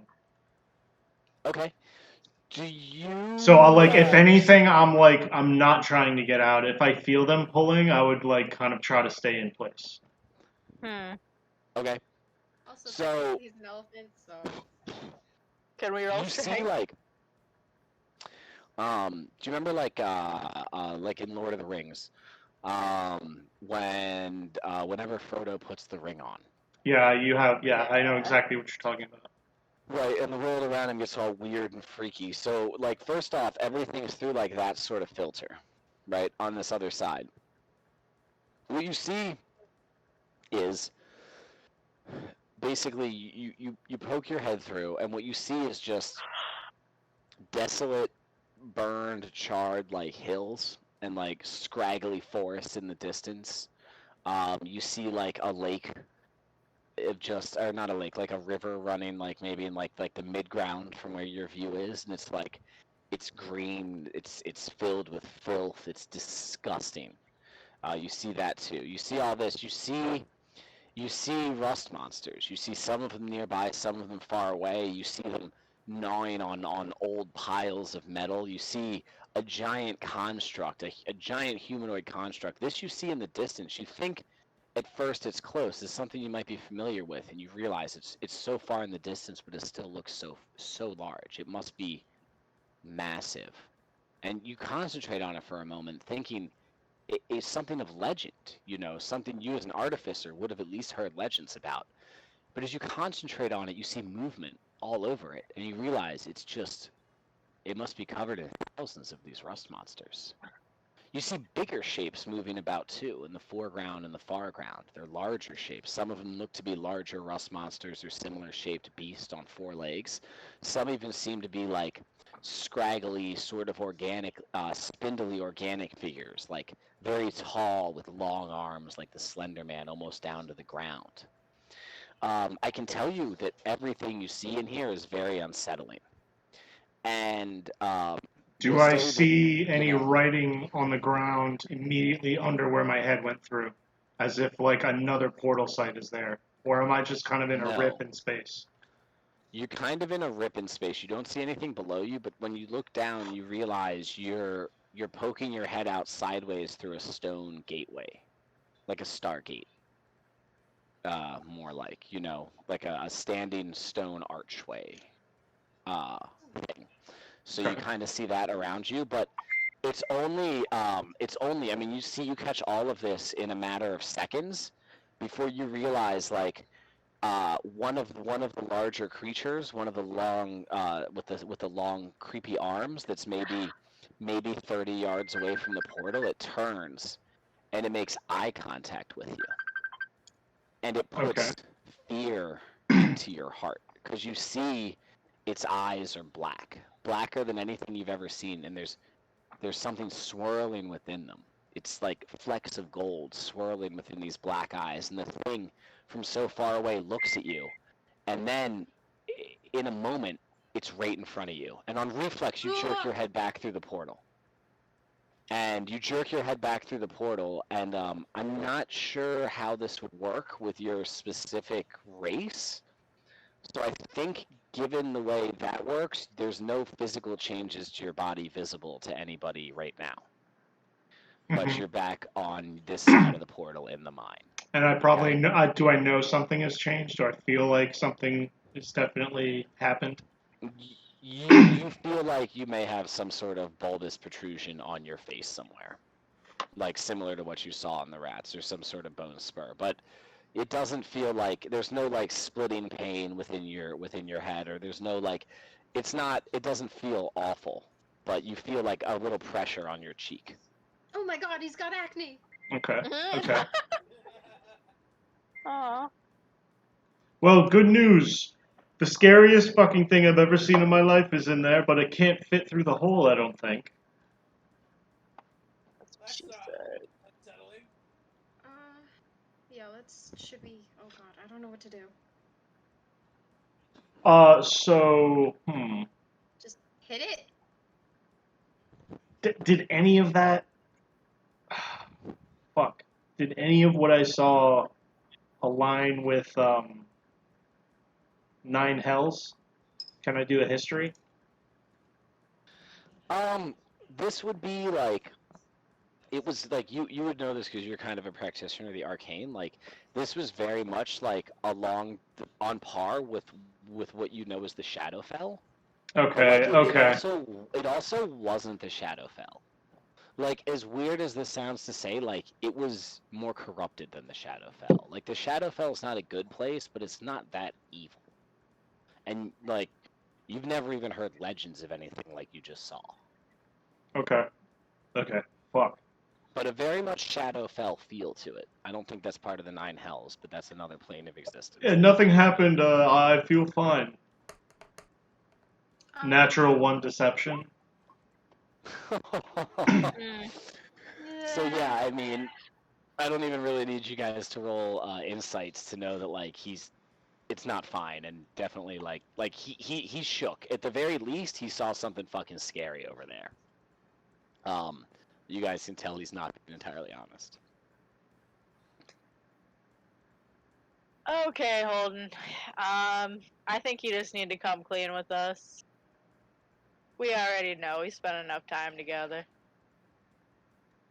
Well, it's like this. If we can't collapse this room, I honestly don't have another solution. If we can't go in there, we won't last. If we can break this summoning, yeah, that sounds like an option. Do you have any ideas? just like remove part of it so that it's not complete. Because if it is just a rift, then maybe we can like, I don't know. Shatter it? Yeah. So Yeah. again, like so Shatter! throw some arcana checks at me, guys.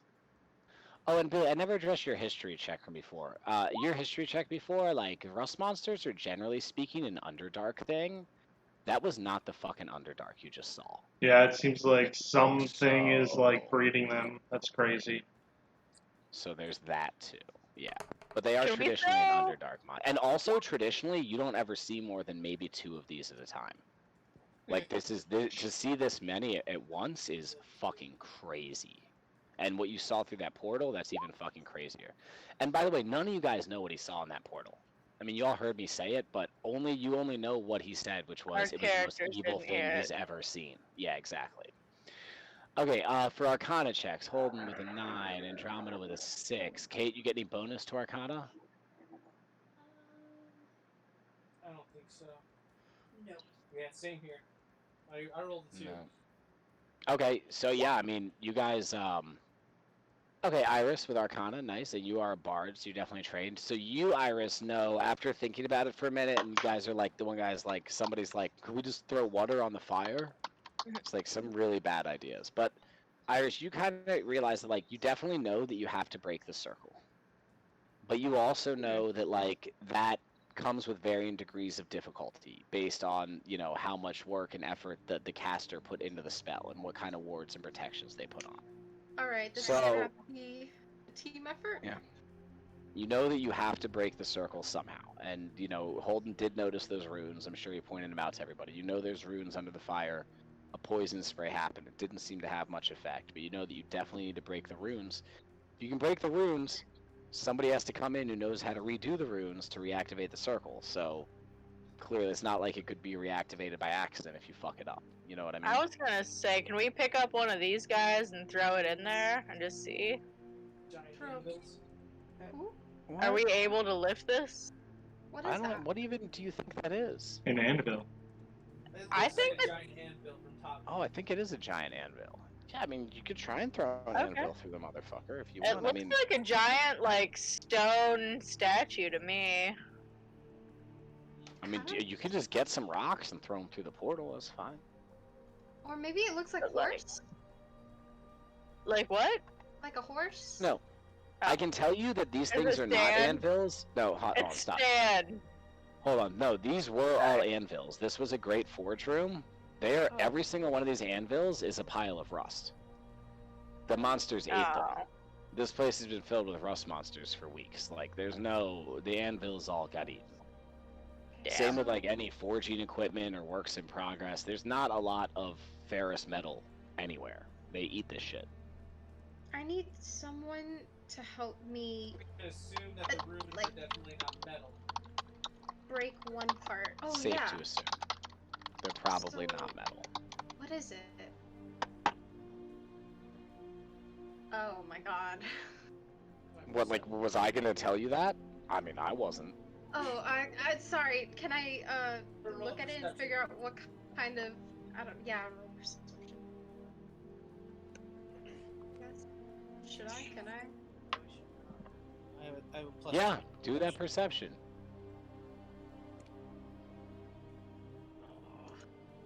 Uh, 7 plus 2, 9. Okay. So yeah, Holden, you're fine. You're not wasted. Iris, with your perception, what were you trying to perceive? I'm sorry. I was trying to figure out what the portal is made out of, like what metal or what material or. No, like, it's a portal in the ground. Like, that should Oh. be rock and shit. Oh, okay. But okay. it's not. Like, I know I put that, like, weird thing about, but, like, Okay, there's not, got like, it. a metal outlet or anything. It's just, like, the rock, and there's, like, a circle, and then there's, like, a circle of blue flame, and then there's those cracks in the rock, and that's the portal. I'm just gonna try and like mess it up with like something. I don't know. Okay. Be slightly more specific. Can I use my dagger to like just start making X's and stuff on the runes and just try and like. you want to mess go it in with up? your dagger and try and scrape the runes? Roll a Yeah. strength. Roll a strength check for me. Okay. Wait, where is it? Oh no. Straight. Oh. Come on. Oh fudge. Nope, not con. Mm. Wow. Oh, no. Hey! Wow. With a Oh my nat God. 20. So, you take your dagger, and you walk up to the edge of where the blue fire is, and, like, you notice, like, the fire is not particularly hot. Like, Billy was, like, in the fire to stick his face through the portal. It's not particularly hot. It's more like a magical fire. It feels weird, though. And you take out your dagger, and you kind of, like, start poking at the runes, and, I mean, they're not moving. They're solid. You can't even tell what they're made out of. They seem to be part of the ground, but they're not engraved. The opposite of engraved. They're like out. You know what I mean? So somebody would have had to carve the ground all around them, but they're solid. You can't scrape them. You can't chip them, and you keep going at it. You keep going at it, and you're having no success. And finally, you just get upset, and you take your dagger and you stab it as hard as you can right into the runes, and the dagger slips through the runes, cracking one of them. And all the fire becomes slightly less intense, and it burns not as bright, and the cracks in the ground close a little bit. But it's all still there. But there was an effect. Yes, it was hard. Can we all start doing that now, like as a team? Just start dashing these Yeah. fucking I runes. want to get because we've been going back and forth. Let's get Yugdab and Fatha. What are you guys doing with this whole thing? Everything's going on. You saw this stuff. What do you guys do? I pull my great axe out. Yeah. And we We both both smash it at the same time. Yeah. Okay, awesome. You guys are gonna give it the old Eiffel Tower. Cool. Yep. All right, so why? Oh man, why don't you both roll dexterity saves? And this is to time your hits, because I know you can both hit really hard. I'm not worried about that. This is to see if you can really both hit it at once in perfect unison. I lost my page. I don't know how I Oh, accept it's right there. it. Oh, no. Nope. 2 seconds. Nope. It's all good. You guys roll well enough, you could smash this bitch right now. Who knows? It's not.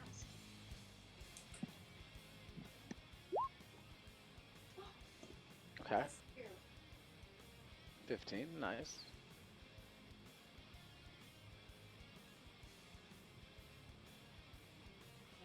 Not bad. Your axe is currently in slow motion. It looks like it's going to be on point, but like the camera angle is waiting to change to see if Phil's axe is lining up with it. It's like cinematic.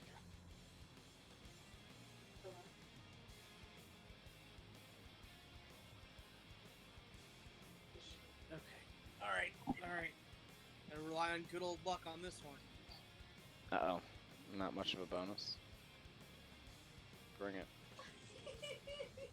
I hate this dice app. 2. Would you roll? A 1? It looked like he was gonna roll the 18 and it stopped on 2. Alright, so your guys' timing is a little off. You don't both quite strike at like the exact same time, the exact same spot, but each of your strikes hit with a lot of power and they each reduce the intensity of the flame. But like, you get the impression that you would have had a lot more of effect if you guys had just nailed that single strike, same spot together. You know what I mean? But, well, no, so let's see what everybody else has got. Andromeda went, you guys went, Holden or Avo, what do you guys got? Or Iris, what do you guys got? Oh, no, I'm sorry, Iris went, Andromeda didn't go. Andromeda or Holden, what do you guys got? So seeing how basically attacking these runes is working, I'll do the same. I'll put in the kill in one hand and just start dashing at these runes. Is that an attack or a strength check? No, strength check for you. We'll do strength for you. Make sure you really put your muscle behind it. Okay, no, I mean, it's enough. You know, we'll say you kind of go for an area that's already been damaged a little bit, so it definitely has a little more effect, reduces the flames a little bit. It is at this point, though, that you guys definitely see, like, a dark figure, like a large head start to push its way out of the darkness. Okay? Andromeda, what do you got? Do I remember how long its neck was? Huh? The neck wasn't super long. Okay, that's all. Okay. I take my short sword and I jam it into a rune. Alright. Roll sneak attack. I'm just Sneak kidding. attack. So, for you, why don't These you runes are give me a flanked. dexterity? Yeah. Give me a dexterity to get that, get your dagger in just the right spot to really, like, pry something up or chip a piece of stone away or something, Okay.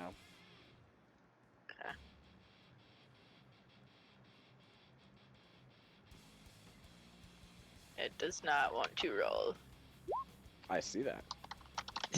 Andromeda. There we go. Unfortunately, in your excitement to get in on the action, you kind of go for it, and you end up attacking the dirt real good. You done fucked up some rocks, but those rocks aren't magical and don't have runes on them. I'm sorry. You got overly excited and misjudged it. Can you make the dirt roll damage? Yeah, the dirt takes 800 damage. Oh. It's still Yay. alive though, because it's dirt. You can't fight the fucking planet, Andromeda. Get over it. We're gonna figure it out. By the end of the campaign, you're gonna kill a planet. Yeah, that's the final boss, is to murder the planet. I use a single plastic straw and murder the entire planet. Critical hit! Yeah. So Andromeda's D&D campaign is just founding a plastics company. Being as irresponsible as possible. Oh my god. Yeah, we wanted to do an evil campaign, so we're all playing CEOs. I don't know. Yes. I call Toxic Waste Man. Yeah, exactly. Okay. Yeah. So this head, this bulbous, seems bulbously large, like head is poking its way out. It's gaining. It's coming up more. You're seeing like the crest of the top of the head coming through. It's like cracking the earth out of the way around those dark cracks and within the flame. What do you guys got? Who's next? Who wants to do something next? Who wants to try next? Like, are we going in initiative order, or do we just call shit out? Kind of like, I'm gonna let each of you have a turn before, you know what I mean? But there's no like strict order. You guys can call it out. But I'm gonna let each of you do something. So it's kind of just like a who wants to go first situation, like a loose initiative. All right. Holden is gonna just basically square up and make sure that if this face is gonna attack anyone first, it's gonna be him. Okay, so you just like get right in front of where it's coming up, and you're like ready with your Yeah, weapons. to like fucking basketball just defense go. style, arms out, like ready to go left or right. It's poking through pretty slow. Like while it is scary right now, you're not really anticipating it to like just be there. You know what I mean? It Right. seems like it's gonna take. If you want to call it a held action, it would just be to be the closest creature to it whenever whatever happens. Okay, that's fine. Who else? What do you guys got? Try again. Bring it. You want to try again? Yeah. I'd be down to try again. So you two channel all your frustration after you're weak, stuck in this hole, fighting these monsters off, and you step forward, attempting another dual strike at the runes. Bring it. Alright. Again, this is the same thing, dexterity for me, because again, you guys can definitely hit. It's about timing your hits together. Well, now hold on. Now a 4 that's not necessarily bad. I'm actually, honestly, what I'm looking for here is you guys to have numbers that are close together. Okay. Alright, so I'm 4 plus So like, if Phil also rolls a 4, like we're looking sexy right now. It won't be as strong as it could be, but you guys will hit together. Why, Dice? Why do you hate me Yeah. so? Did you get like a 19 this time? I got a 17 minus 1, so Yeah. 16. It's like what happened last time. So I mean, again, so the flames diminish. They do. They're like less than half the strength they were when you guys started this process. Like you're definitely like the magic is flickering, the runes are pulsing a little bit. Like like you're definitely having an effect. But also the shape poking its way through the portal, it seems to poke with more intensity. In fact, in this moment, as the flames die down a little bit more from your strike, the whole head pokes through to the neck, and you see this face. It's a large face. It's like the size of like an average human's torso, and you see like it has like a little bit of a bump where the nose would be, but it's not like a full nose. It's flat, like very much like Voldemort status, and also with like no mouth. There's no mouth at all, and you see these like just the deepest black eyes you've ever seen, with just a galaxy of gold swirling within them, just look right at you. Who does something next? Like this is all happening really quick. It's not attacking or anything. In fact, Holden, you could attack it if you wanted to. I'll slam my shield rhythmically 3 or 4 times and then give him a poison spray. Okay. Yeah. So that was Constitution, we said. Yep. He passes. So yeah, I mean it passes. You see the spray hits it. The spray hits it. It just makes like it goes all over its face, all over the eyes, and like it has no reaction. And like the poison burns off of the eyes immediately, and you see those swirling gold galaxies just turn and look towards you in silence. I am out loud in a commanding voice, speaking prayers in Celestial, and just kind of getting ready to get fucked up by this thing. What that's right, you speak Celestial. So what kind of prayers? Just general prayers? Who are you praying to? What kind of stuff are you saying? I'm more asking the Celestial plane as a whole just for a favor, because I don't really have a deity. It's almost Okay. like So for Mother Russia, but not for communism. Yeah. You feel me? For those of you who don't know what Celestial sounds like, it sounds like a church choir singing hymns. It's a very like singy language. It's the language of angels. So it's like you could just like And picture Delarice like from that Touched by an Angel. Like, yeah. Yeah. Yep. Just going at it. This thing pops right back through the portal and disappears when you start speaking Celestial. I'll It's just not having a fucking word of that. my eyes will widen and I'll keep doing it as loud as I can while they keep working on the portal. It has no effect on the portal, but that thing was not down with the sickness. The celestialness. Okay? Get up, you're fucking down with the sickness. And then, yeah. Ooh. Okay. Okay, so who's next? Andromeda, you haven't gone yet. Iris, you I haven't wanted- gone yet this round. Bring it. Well, there's not really much of a wanted- round because that thing is probably not coming back through the portal, but finish it. Yeah, I just want to take another stab at the ruins with my sword. Sure. You want me to roll dexterity? No, for you, strength. For me, No, strength. wait. No, wait. You did dexterity last time. So this time do strength, because last time you felt like you needed to hit it harder. This time you feel the same way.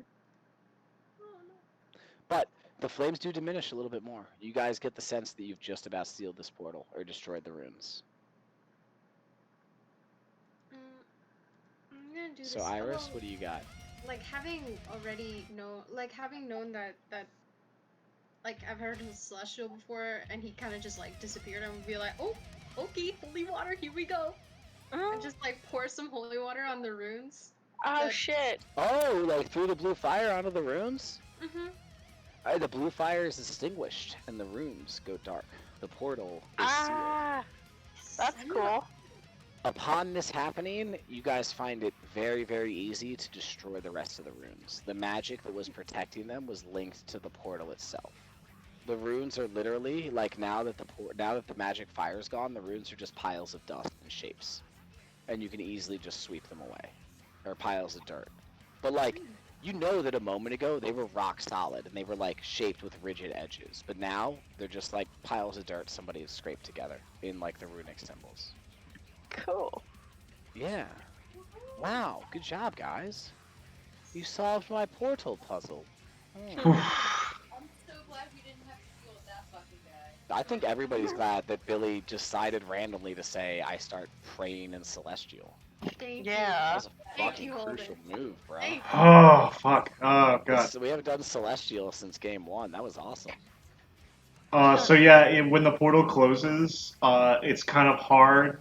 You guys might walk over to Holden and be like, hey, it's closed. And he's still, like, screaming in Celestial and kind of just looking at where the portal was. Just singing And, hymns like, to Jesus. When he staring spat at all those poison sprays out of his snout, he didn't clear it all, so it's, like, burning the front of his snout. He's just, like, speaking Celestial with kind of really wide eyes. Oh my god! Oh my god! Oh my god! How do we snap him out of it? I just kind of sit on the floor, Indian style, and crank a bunch of beer into my system.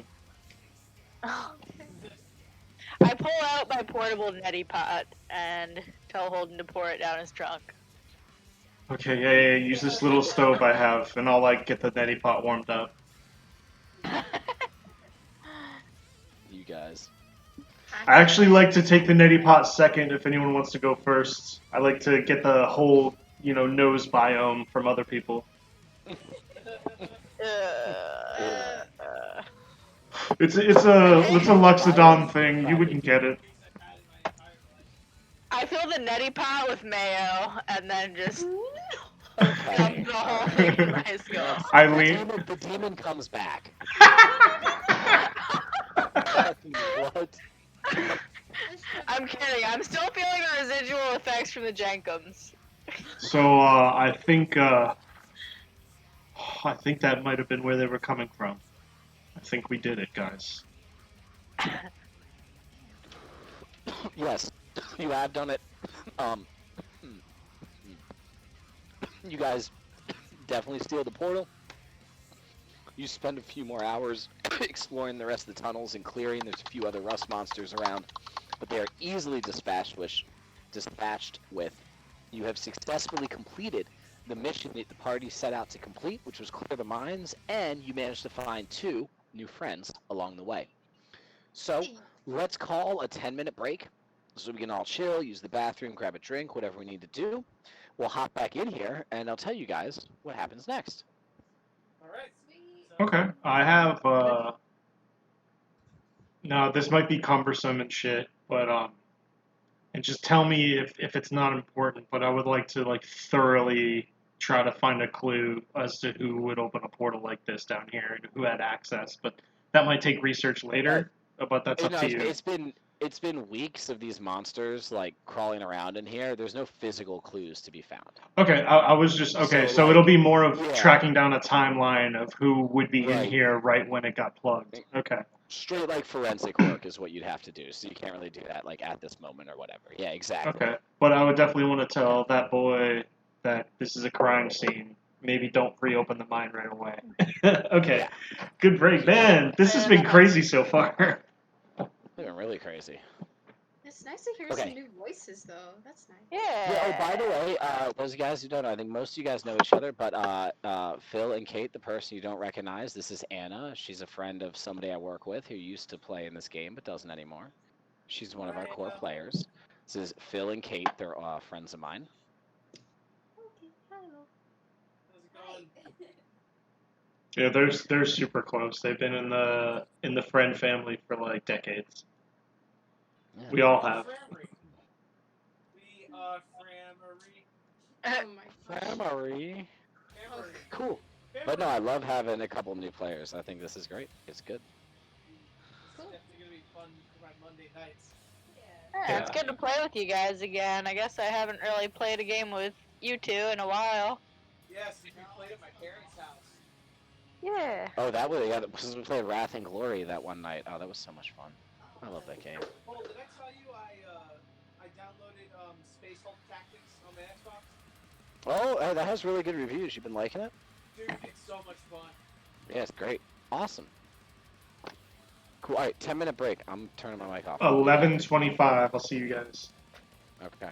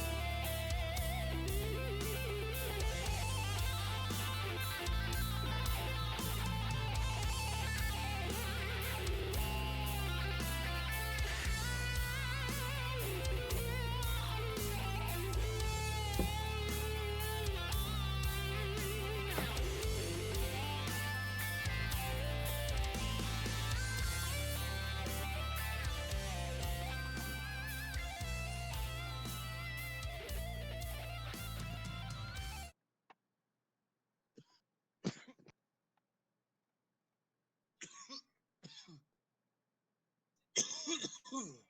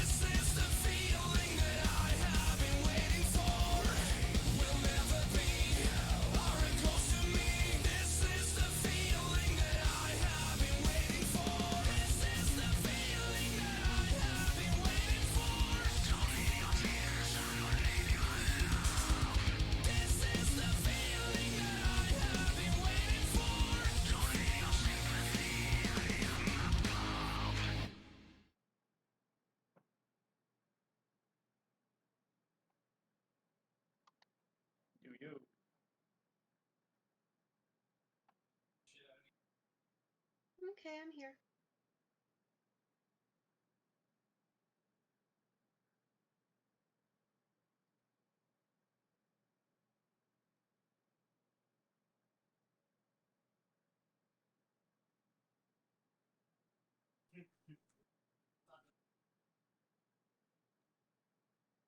All right, we're back.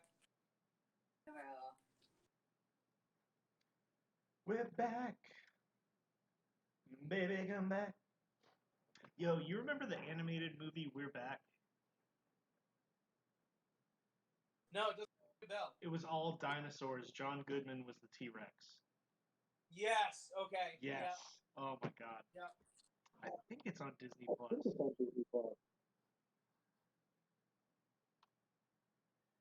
Yo, Phil, did you hear the new System of a Down songs?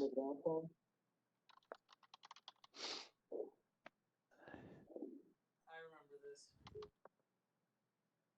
I'm back. I don't remember this, but I am back. You know what season it is? Bathing suit season? No, handsome Back twin season. again. Handsome twins in bathing suit season. No.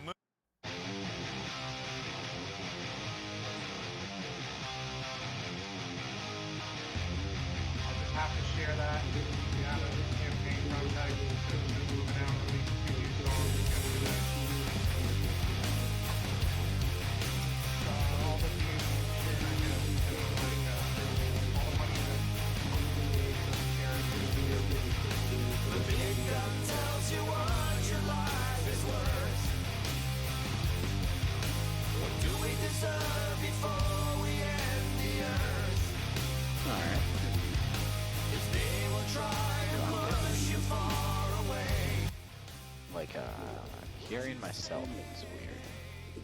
Yeah. Hello?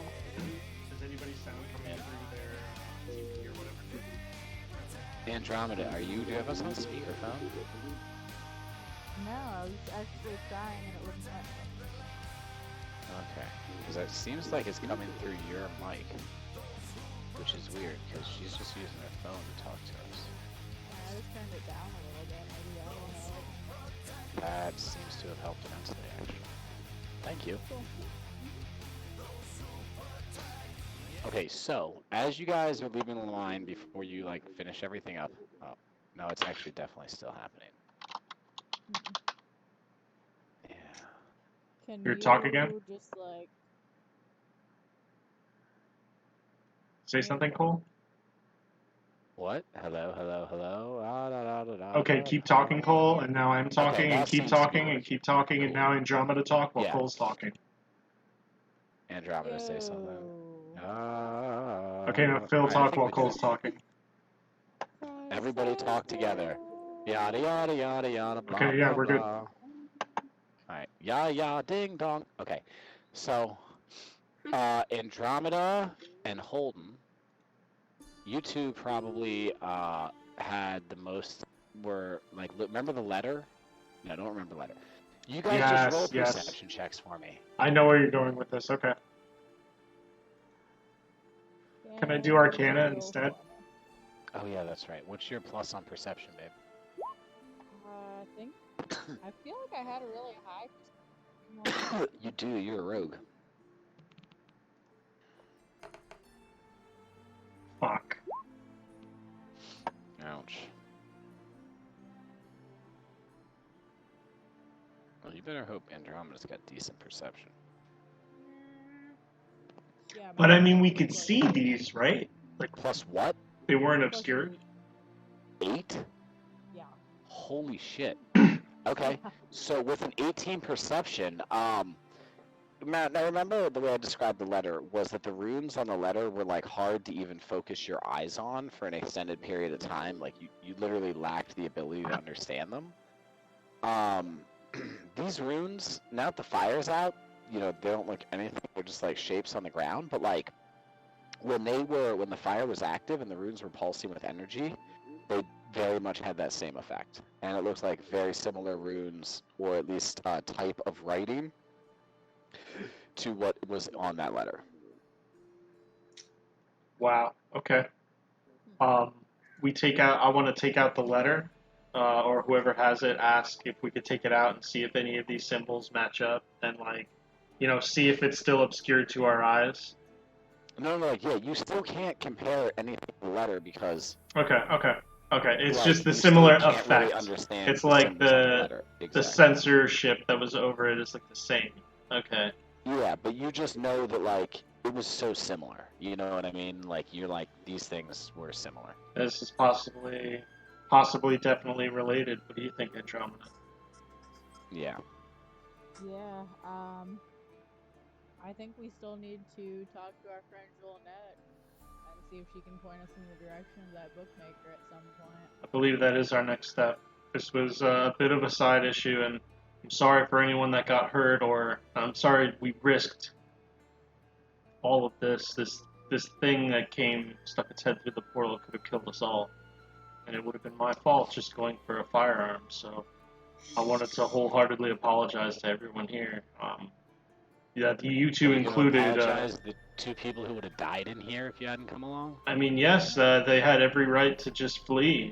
They came with us willingly, so I respect that choice. But I didn't want to put you at risk like this. But at the very least, we know that the forces that were connected to this letter, this comes of much more importance now. I thought all we had to worry about was the man bat, but now I'm much more worried about this. Now, Iris and I, are I gonna get would some salad imagine. after this. I don't want to speak for the players, but I would imagine that would prelude a question from either Yugtab or Fatha to be like, I'm sorry, man bat? Yeah. Oh. What the fuck are you talking about there, bud? Man bat. Yes, we're a part of an organization. It seems people of your talents may be needed by the organization as well, so may I be one to introduce you to the League of Justice. And at this point, I Justice. don't quite trust any of the higher-ups, so I'll reach out my hand to shake theirs. Welcome. Welcome to the team. This is gonna be fun. We don't have cool decoder rings yet, but I'm working on them. I have like 3 of them done. I need to make more. It's gonna be so cool, you guys. One of those. More Ovaltine, yes. Decoder rings. Yeah, drink your Ovaltine. God damn it, that's hilarious. Okay. I like it. I like it a lot, guys. So, you know, you guys, you leave the cave with, like I said before the break, you guys kill the last of the rust monsters. You know the portal is sealed. So you're gonna be leaving the cave and going back to town. You can take whatever heads of monsters or body parts for cooking that you'd like. Is there anything specific? Yeah, that anybody actually, wants to do before right we leave before the mine area? right before everyone, like, I'll let everyone leave the portal room, and like I'll take a minute to myself. Then I'm gonna take a knee, and in Celestial, I'm gonna say to myself, I don't know who helped me, but thank you. And I'll take like another 30 seconds, and then I'll get up and join the rest of the party. Okay. Cool. Billy, Anybody else? awesome picture of your character for me right now. Yeah, Billy's good with the cinematics. Yeah. Yeah. Anything else anybody wants to do or take with them before we leave the mine? I kind of want to like saw a face off of the Yes. what's it called? The rust monster. So, See if I can put that on like a shield or something. You can make a dope mask. Or yeah, like just to a be clear, mask. you are With the attacking just mask. about the face. Okay, good. Just the face. Creepy. No, come on, I Yep, can't yep. carry that whole thing. All right. Yeah, I mean, roll a survival check. Does anyone want to help me? We could And probably somebody like. could assist if they wanted to. Be helping like guide her where to cut best to get the flesh of the face off without damaging it. It's survival because Sounds that's like a not the barbarian skill you thing. use to butcher an animal. Or a rogue thing. I'm sure Andromeda's cut lots of people's faces off. Maybe not. But at higher levels, you could cut somebody's face off and then become them. Oh. Yeah. I'm trying to see what kind of I know Hey, all would you about like that. to be a rust monster? What kind of That'd be bonus kinda cool. are we looking at? Nah, it's okay. I'm just gonna chill. Okay, I mean, you're not even gonna roll the survival and try and cut the face off? I mean, I'll try to assist if I can. Maybe we can I like know my make one-armed dagger. like a thing. I don't know. Oh, +2. Yeah. I have +2 to my survival. Same here. Because I remember that thing terrified me the first thing I saw it, and it like definitely could be a little bit intimidating to others if I like put on a shield or like a shoulder or something. Okay, well, so it's for you, so you're gonna lead the roll. But if somebody assists you, you will gain advantage. So you can roll with advantage, because at least 2 people have agreed to assist you. Oh, okay. Thank you. Okay. Come on. Okay, that was a little better. That was a little better, for sure.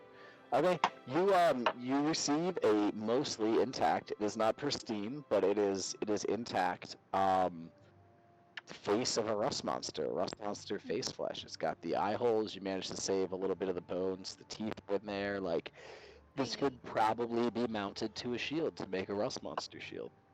Okay. Yeah. That'd be kind of But whatever, your dagger is broken. cool. Oh shoot! Aw. Oh It no, I was forgot destroyed. about It was that. destroyed in the process. Ah, Yeah. no. Okay, wait. You can have mine Yeah. if you want. No, I'll no, just no. give it to you. It's your dagger, Iris, is destroyed in the process. Yeah. Oh, mine. Oh, okay. Yeah, she's Got it. helping you, like telling you cut there, cut there. But Got you're it, got it, cutting. got it. It's your dagger. Yeah. Okay. Got it. Okay. Anybody else? So real quick, if she uses this face on a shield, couldn't it reduce the damage of the weapon attacking it if it's metal? Ooh. No. Oh, But I have a Or wooden shield. Could it slowly wear it away faster? no, you would. Geez. I mean, how do these creatures work? You would can't- have to like understand the creature. And then maybe there would be a way to make some sort of cloak or armor out of it that has a similar effect. But you can already tell that like the flesh itself, like, you know, just hitting like that face on a shield probably wouldn't have that same effect. Gotcha. Yeah, exactly. It's probably some gland deep in the body, and probably like the gland is like, it's still active right now because these are freshly dead, but like tomorrow, like you'll be able to stab this thing and your weapon will be fine. Like the effect doesn't persist permanently. Gotcha. But this one, it is one that was freshly killed, so that's why the dagger was destroyed in the process, and for narrative flair. Okay. All right, let's get the hell out of this cave, guys. I don't want to run into any more of these things. Yeah. Okay. Yeah. Yeah, guys. We- Here. Oh, did you fuck up your dagger? Hmm? Okay. Here, I think I have one in my inventory. Here, and I'll give you just a regular dagger. Oh, okay. Cool. Yo, we should all talk to each other Thank like you. that normally. Like, I should be like, I think my keys are in my inventory, but I can't find them. Like when I'm searching my pockets. Yes. Yeah. You're like, did your dagger get messed up? I have an extra one in my inventory. Here you go. Like, that's so funny. I love it. I literally have like a little pad with all my shit listed on it because I have like Yeah, 8 exactly. tool bags, a fucking like rope, all this other shit. A bum's like, you got $1.50, you like whip out a yellow paper and look at it, and you're like, I don't have enough gold in my inventory to spare any. I'm sorry, sir. I am very sorry, sir. I I'm can very give you sorry, 20 sir. gold pieces. Is Here's 20 anybody champ hurt? keys. Oh, that's fucked. Is anybody Okay, hurt so- No, before you we head guys back? haven't really got hurt since you healed up. You guys Okay, haven't got hurt since you healed up. That was mostly a narrative thing we did. Do we have any kind of like proof that we have cleared out this mine? We need to take something back to the smith just to say like, hey, we Hey, didn't I just mean- go for a walk and then come back and say like, yo, give us weapons. I mean, Monster face. I am honestly. Holden will take Andromeda aside and say, you know, I'm not so inclined to tell that this is done quite yet. Maybe we should talk to the bookmaker about this portal. I do want a firearm, but I also, like, I don't know who to trust with information like this. You know what I'm saying? Maybe we should kind of feel out the conversation with the guy first. But I think our story enough, and we have some meat and a face of one we could at least show him. We That don't makes have sense. to. Maybe we don't have to tell him about the portal. Just like that, there was a few things in it that we slayed. That's it.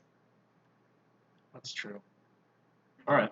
So, yeah, the little room with the portal was like off to the side, right? We can say we went through the mine shaft and the main area and killed everything, but we didn't see the portal or not bring it up. Yeah. Yeah, I'd just say mum's the word on the portal. Let's keep that to ourselves. Heard that. We might only want to Hopefully share it with the straighten the leadership, you know mind. what I'm saying? But, like, I don't trust any of the leadership. Maybe just, oh my goodness, what's his name? Alfred. Yeah. Oh yeah, I realized that for copyright reasons I should have called him Alvin. Oh, His name's Alfred. Alvin. His name has been Alfred the Yeah. whole time. A-L-F-O-R-D. I know. Oh, Alford. Yeah, of course, Alford. Yeah. Oh my god, Alfred. that's brilliant. Yeah, That makes sense. yeah, duh. But no, yeah, we could go straight from the mine to the bookmaker and then after that go back to town and hopefully get our weapons from the smith. That's a little ambitious. I think we need to sleep. You cannot go straight from the mine to the bookmaker because Julnet is not with you. I think we need to go back, So true.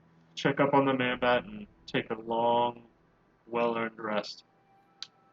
Also, at this point, you guys know that like the big banquet dinner is like tomorrow. Oh yeah. Oh man, then we could even get hammered tonight and then go to sleep and wake up super late and go to that party. Oh hell yeah. That would be we can do more Jacobs. ever. Oh Oh yes, my God. you No, wait. Fetha and Yugdab, you're gonna love this Jacob stuff. It's awesome. That's is your awesome. initiation to join the league. You must do Jacobs with us. You gotta go on a Jacobs night and hunt with Shizna us. me and Mayo. Let's do it. Oh jeez. Oh no. That's Really? not. I mean, The League of Justice just turned into a Jenkum-based fucking hierarchy. Like that's not good. Yeah. The man-bat's turning over. The leadership when was a it's house of asleep cards. Right now. It always is. Okay, so yeah, you guys leave the mine. When just to speed things up, when you're reapproaching town, the town of Flavor, you immediately, when you get near the town, like maybe like a mile out, you start smelling it, and it's delicious. Oh, okay. And it smells so good. And you don't know what it is, but like it's so good, bro. It's wonderful. And like as you get closer, you can see that like the town is fully arrayed in like festival mode. They've decorated and changed things around since you left. There's public areas have been cleared out. Market square is filled with banquet tables. There's it was a festival. It's in honor of the League of Justice for saving the town. What time and, is it? It's also to support the man-bat. It's like evening, the day before the official festival when you guys get back. And yeah, you guys, it smells great. You can see the body of what did you fight? The thing with the multiple heads, a hydra. You can see the body of the hydra roasting on an open split over like a big, like not like a big fire, but like a big area of like low burning coals. Like it's getting slow roasted on this split. Like you see Mayor Kieri running around overseeing the preparations, and there's just lots of good food being made in the town of Flavor. One could say it felt like you came to the town of Flavor on a highway. Like you may have just ridden the highway to the town of Flavor. Oh my God. Yeah. That's just how it feels, though. No one can say what happened. That's just the way it feels. So, is there anything you guys do this evening? Do you go talk to Garthan now, or are you guys going straight to bed? What's the sitch? I mean, I'll go talk to Garthan if he's still up, or I don't know if he's setting up. Let's just walk by his place on the way back. What do you guys say? He's busy at work. He's busy at work in his smithy. Like, he's busy at work in his shop right now because there's lots to be done. Making items, getting an outside booth set up on the street for tomorrow. I mean, yeah, it's a big day. Alright, so my Discord cut out. I may have missed this, but like, the festival is now, or... They're getting ready. The festival is tomorrow. Yeah. Yeah, like, everyone who's working the festival is partying now because they finished their day's work. And then they're gonna be ready tomorrow. Yeah. There's still, like, Coke's prepping and stuff. But And we're walking in with like works. this like blissful exhaustion after successfully doing this. Oh man, this feels so relaxing walking into this town right now. And Holden is like, it doesn't seem like he's walking. It's almost like he's like just kind of falling forward and throwing his feet out in front of him, just going towards Garthan's smithy. Nice. The mages from Elison's library have Huge like, grin rigged on up, his like, face. floating light spells all over the town. So like the whole town is lit with like this really whimsical, like it would be if there were hanging lights everywhere. You know what I mean? It's like really nice. Like the whole town came together. Madame Hamitha from her palace of barbecue, she's got a barbecue stand and a tea room set up. Atris has some of his finest birds on display, and he gives you guys a wink and gestures towards the roasting hydra as you walk past his rookery. Does he still have yeah. penguins? What? Yeah, no, they're fur penguins. They disappeared, guys. They were from a spell. You Yeah. don't make permanent animals with magic. That would be crazy. It would literally be insane. No, that would be Infinite absurd. money, just like summon a cow every day. Yeah, exactly. No, that's not how it works. The penguins disappeared. I'm sorry. But they were cool-ass penguins, you're right. I miss them too. Way to ruin my night. Okay. Oh. Alright, let's all calm down. So yeah, like, yeah, that's, the town's pretty lit. It's just, like you said, it's very relaxing. So Phil and Kate, I just took us to, I put you guys on the map for that. That's just like the main town map. It's not necessarily perfectly representative of where everything is. Like Atris's Rookery and the League aren't really that close together. But like, you know, it's just a representation of what's in town. The League being in the middle. So there's a temple, a cactus bar, another temple, a smithy, rookery. The thing is, every player gets to name a building in town. So you and Kate definitely both get to name some of the unnamed buildings. You don't have to do it right now. You can think about it. You can do it next week. But you do get to name one of the unnamed buildings in the town. That's where we got the Palace of Barbecue and Tea Room. That's where we got Atris's Rookery and the Cactus Bar, actually. So think about it and let me know whenever you guys feel ready. But this is like just the overall layout of the town. And the Temple of Flavor is Mayor Faigieri's restaurant/temple, where he makes culinary delights. It's wonderful in there. I went in there on the lunch rush one time, and he was gracious enough to talk to us. It was amazing. Yeah. Remember his shirt? His shirt doesn't just have like, it's not just a flame insignia Hawaiian shirt. There's like actual magical flames burning on it constantly. That's how fucking cool he is. Yeah. He's the coolest fucking celebrity chef mayor of a town you've ever seen. Okay, at any rate, so this is just what the town looks like overall. This is a better place, I think, to do this part rather than on the map. So yeah, you go into, what we're doing, you guys were walking into town. It's fucking awesome. Were you gonna go see Gartham? I want to go to Gartan and Atris and then kind of have a moment alone before everything's said and done. Okay. When Gartan sees you walk in, he's very excited to talk to you guys. And he's like, yo. He's like, what is up? Did you do it? Sorry. So what's the word? Did you take care of that business for me or not? I'll leave it to y'all if you want to show off your trophies. Oh yeah, and I just like hold up the creature's face. Here. Oh. He looks at it and he goes, oh, fucking hell, is that a rust monster? Yeah. Wait, you know about them? I mean, I've seen them once or twice. And they're really bad.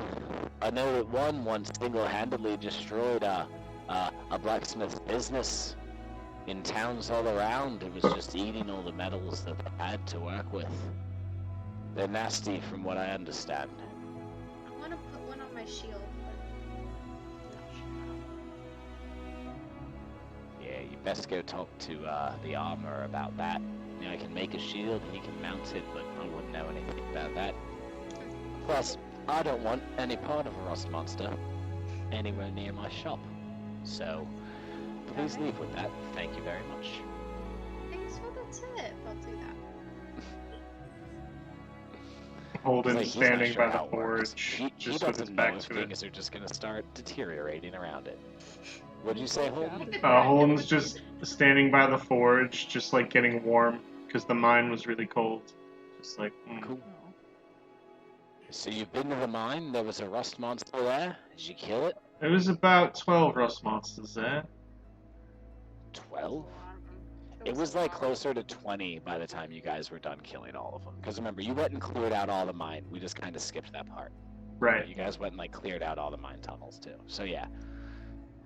You said 20? There's a lot. That's insane. It was more like 40. Oh my god, that's insane. Well, does any of your gear need repaired? I know the stories about these things. Yes, it definitely melted my belt buckle. And I'll He put, will for free. Or what were you gonna say? no, go ahead.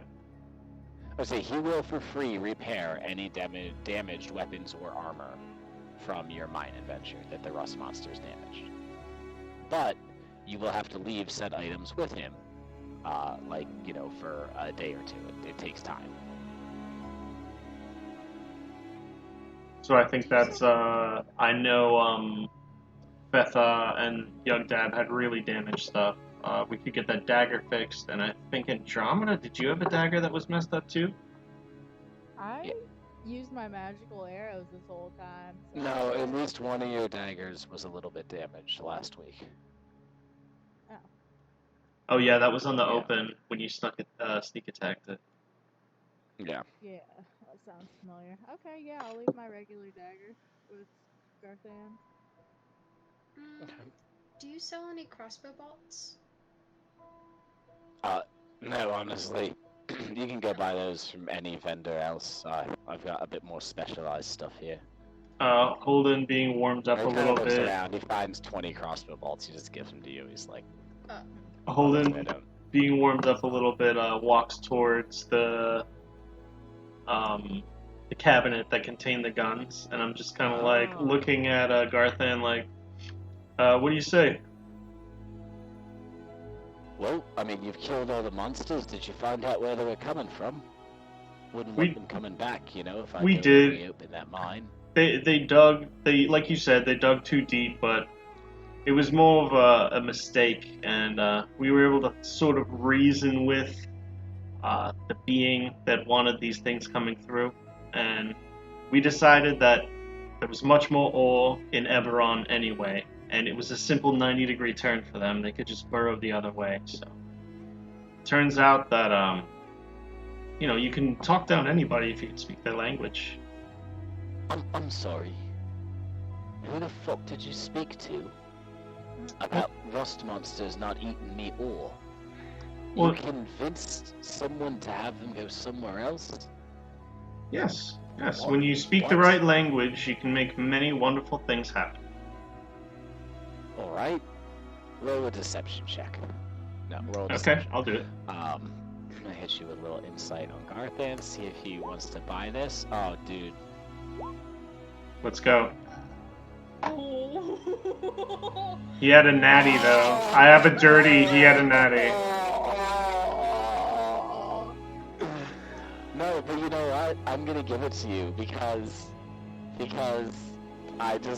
that's so impressive. The fact that you rolled a 20 is still impressive to me, and I liked where you were going with that anyways. So, he like squints his eyes at you, like you get the impression that he knows you're not being truthful with him. I'm being truthful in the fact that they are not coming back. Well, yeah, he realizes that, and he also quickly realizes that he doesn't really care if you're being truthful with him or not, as long as he can get his mind reopened, which, with those 220s, he realizes after staring you in the eyes intensely for a minute that he will be able to.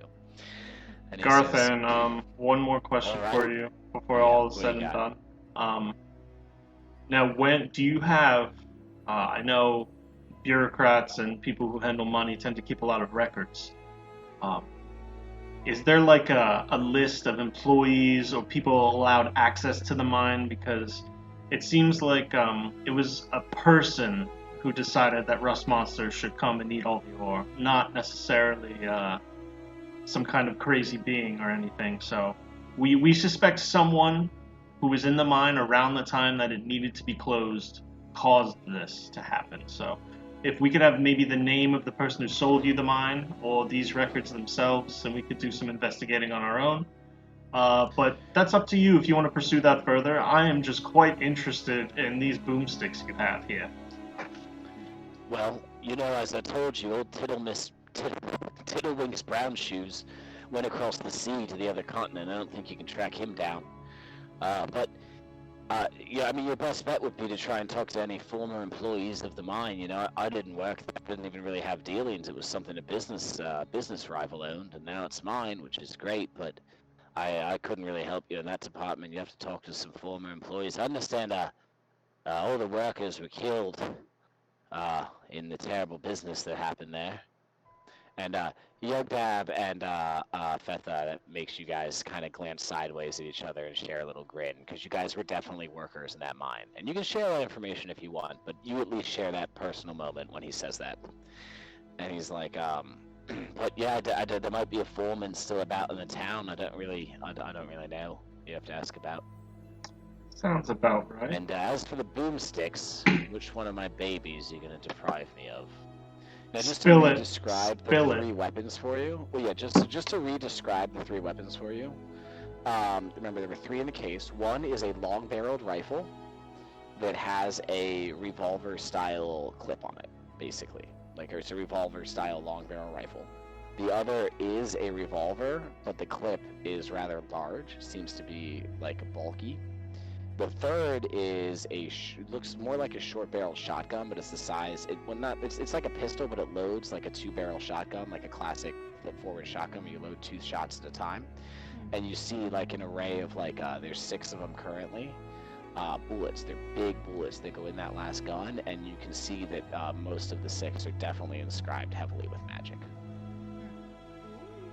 I'm gonna look at all the guns, all these weapons in the cabinet. I'm gonna look back at the party. I'm gonna look back in the cabinet, and I'm gonna pick up the long rifle. Okay. Cool. How does it feel? It feels sexy, bro. Balanced, kind of an extension of the hand type thing. Yeah, it's very balanced. It's quite light. It's actually very, very light. And you inquire, and this is a mostly mithril alloy this gun is made out of. It's extremely light, extremely durable. Are there any artist signatures on it? Any artificer marks on it? You don't see any, and you kind of ask about that, and Garthan, much to your horror, takes the gun, holds it by the it's not loaded. He holds it by the barrel and holds the base of it, the shoulder guard. What would you call that? The butt. The stock. The butt or the stock. Yeah. He holds that over the fire for a moment, because the whole thing's metal. The whole thing's like metal mithril. There's no like wood or anything. He holds it over the fire for a moment, like just for like a few seconds, and he kind of like hands it back to you, and like it's warm in your grasp, and you can see Elven writing that's now been revealed by the fire, much like the ring in Lord of the Rings. Ooh. Yeah. I do not read Elven. Some high level. That's no, you awesome. don't. But he says it's from like he names some fancy artisan. You never heard of him, but he's like. He's the best elven craftsman there is. He made this 50 years ago, and blah, blah, blah. Do you have ammunition? Yeah, I'll throw you 20. 20 to start. Clip on this one holds 6. Fires quickly. You can fire about 2 at a time in a 6-second period, if you will. However, the bullet's a little bit smaller. And do quite as much damage as a weapon this size normally does, but you shoot a lot more of them. Trust me, it's nice. I give you 20 to start, but I'm your exclusive source for more. That's part of the deal, buddy boy. Just out of, no, in character. You'd be surprised what I can do, but this is quite impressive. I really appreciate this, and I know it's hard for you to part with one of these. And I don't know. It was quite a fight. We almost lost someone back there. What do you say to 2? I'd say you have to buy me dinner before you fuck me. Understood. Understood. If you ever need any more particular jobs done, be happy to work for you. Thanks again, Garthan. I'll keep that in mind if there's anything in the future. Also, next time I hear something about a procurement possibility, I will let you know, my friend. I appreciate that. You know, like, you don't just buy these guns from a store. Like, this shit was Yeah. smuggled in here. He didn't get these weapons legitimately, guys. Oh, just yeah. so you know. Okay. And cool. this is in Yeah, that. Does he have a case for it?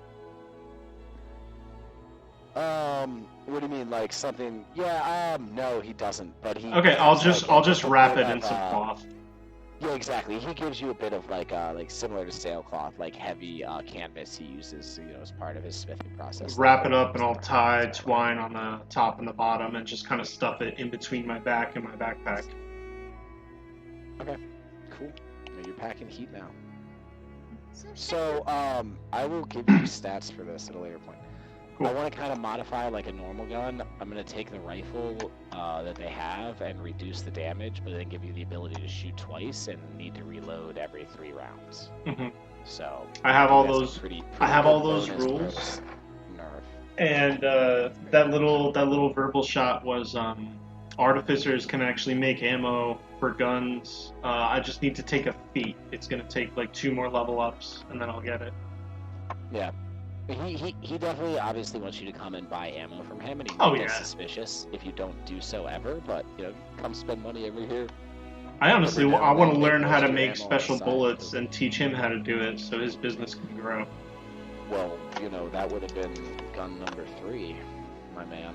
That's okay. That's okay. I know. I felt like gun number 3 was the tempting one, but a long barrel repeating rifle, like, come on, that's fucking hot. Pop, pop.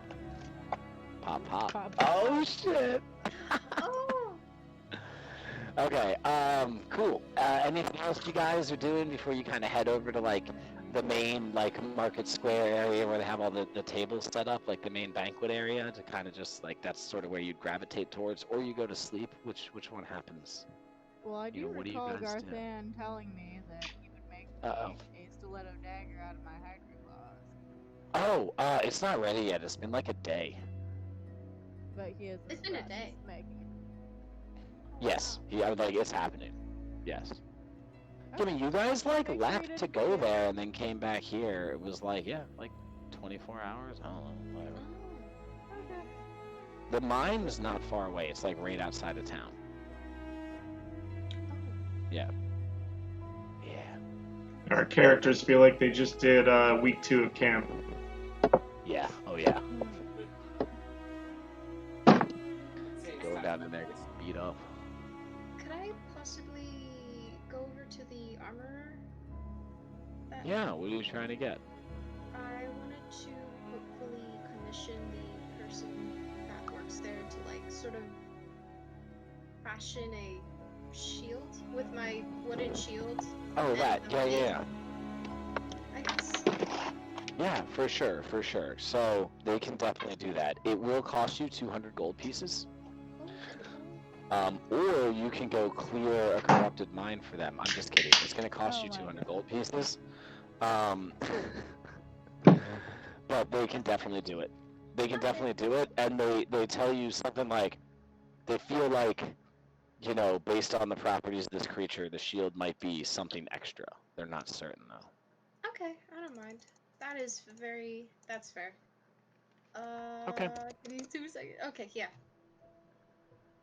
Do I remove it? Yeah. Okay. Anybody cool. else will say, Yugdab and Fetha, like, you guys would have lived in this town when you were, like, workers in your past life. So, like, this wouldn't be, like, your first time here or anything. Is there anything you guys want to do? Anything like that? Any cool bartenders you know? You guys notice I'm missing from the group, and there's a large commotion coming from the Temple of Flavor. Uh-oh. So you go and Okay. and I'm in there just high Oh, you're hitting that pre-buffet hard. You're just hitting that pre-buffet, all the bacon, all that protein. You're hungry. You're Goliath, so it makes sense. Yeah. Giant belly. Okay, cool. I like that. You got in on some of that new Hydra. He's like, oh, taste this piece. It's like your favorite bartender's there. He's like, dude, I haven't seen you in weeks. Oh my god, you're so buff now. What happened? You're like, I'm level 7. Russ. Oh, also, I worship a god and I'm super into it, and I'm a paladin. But don't worry about that. My life's been crazy. Like, I'm super into God now, so much so that I can smite people with their power.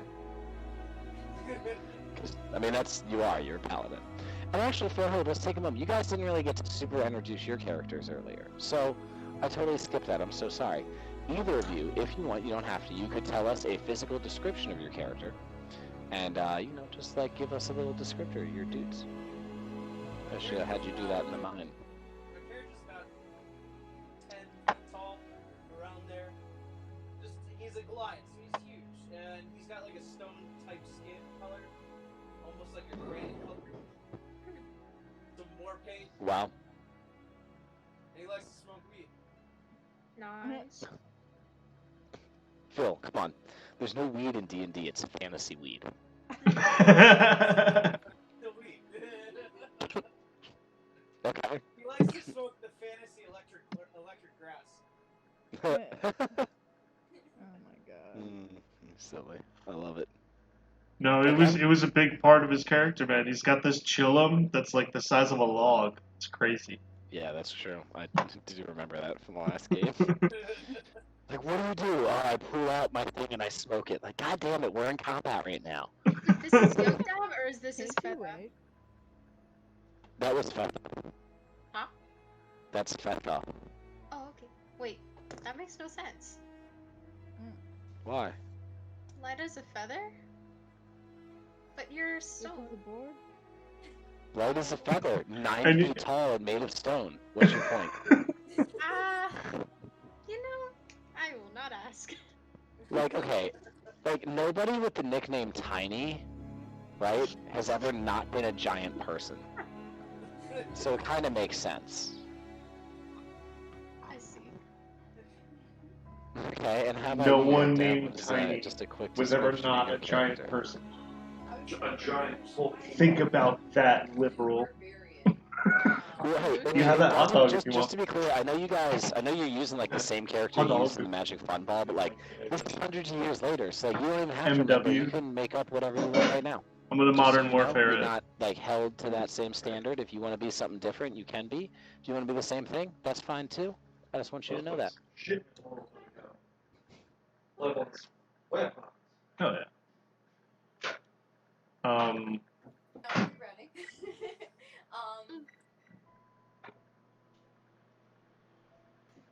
You know what? I'm gonna stick to the fact because I think it works with our duo ship. I'm gonna maintain being a what was it? A glass blower?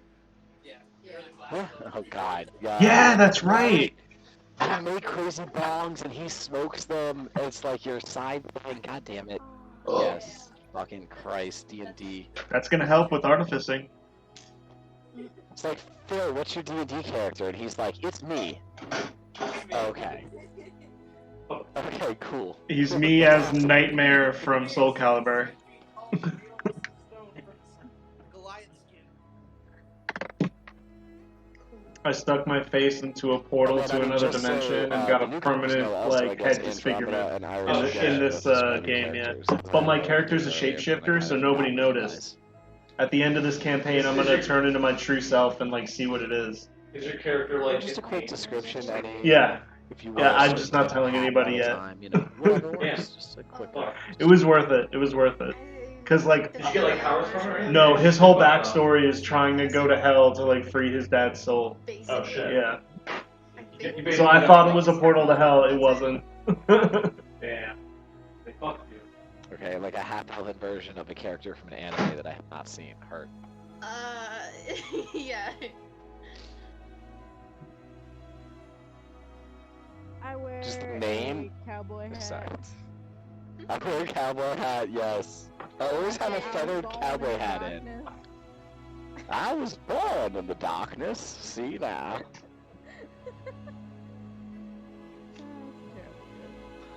That's awful. You guys look at Guys, Holden. Andromeda tries to do the Bane voice sometimes, but she can't really do it, so it comes out like a southern plantation owner. I mean, that's kind of scarier than Bane. It comes out like, well, pardon me, man, but I was born in the darkness. And it's just like, okay, whoa. Well, slap my ass and call me Sally. I was born in the darkness. I was Yep. born in Kentucky.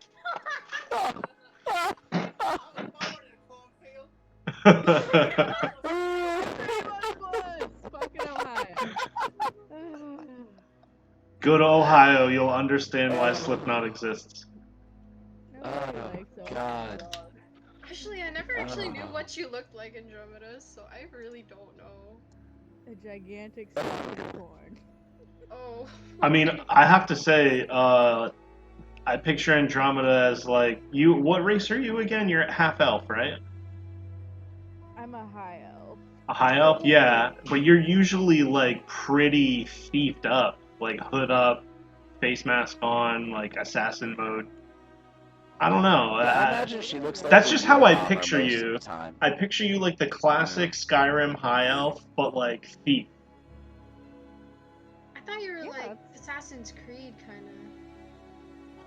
I mean, yeah, Skyrim, Like full Dark Brotherhood.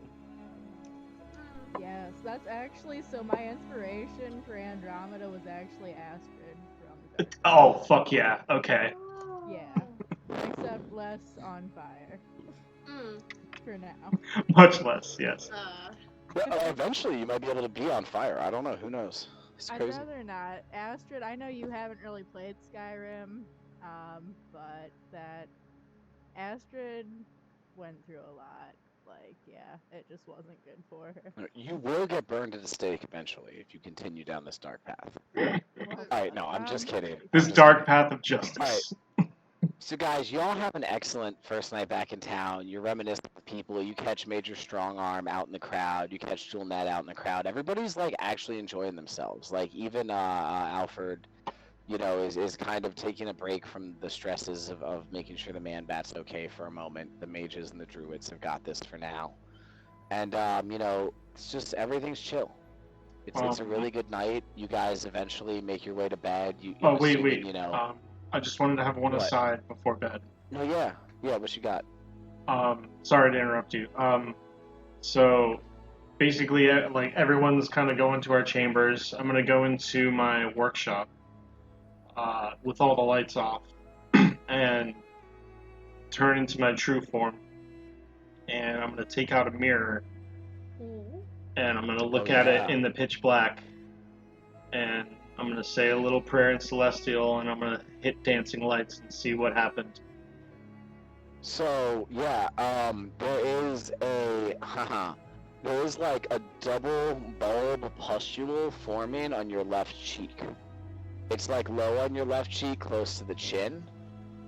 There's no like points or heads, and when you squeeze it doesn't look like it's gonna pop. You can feel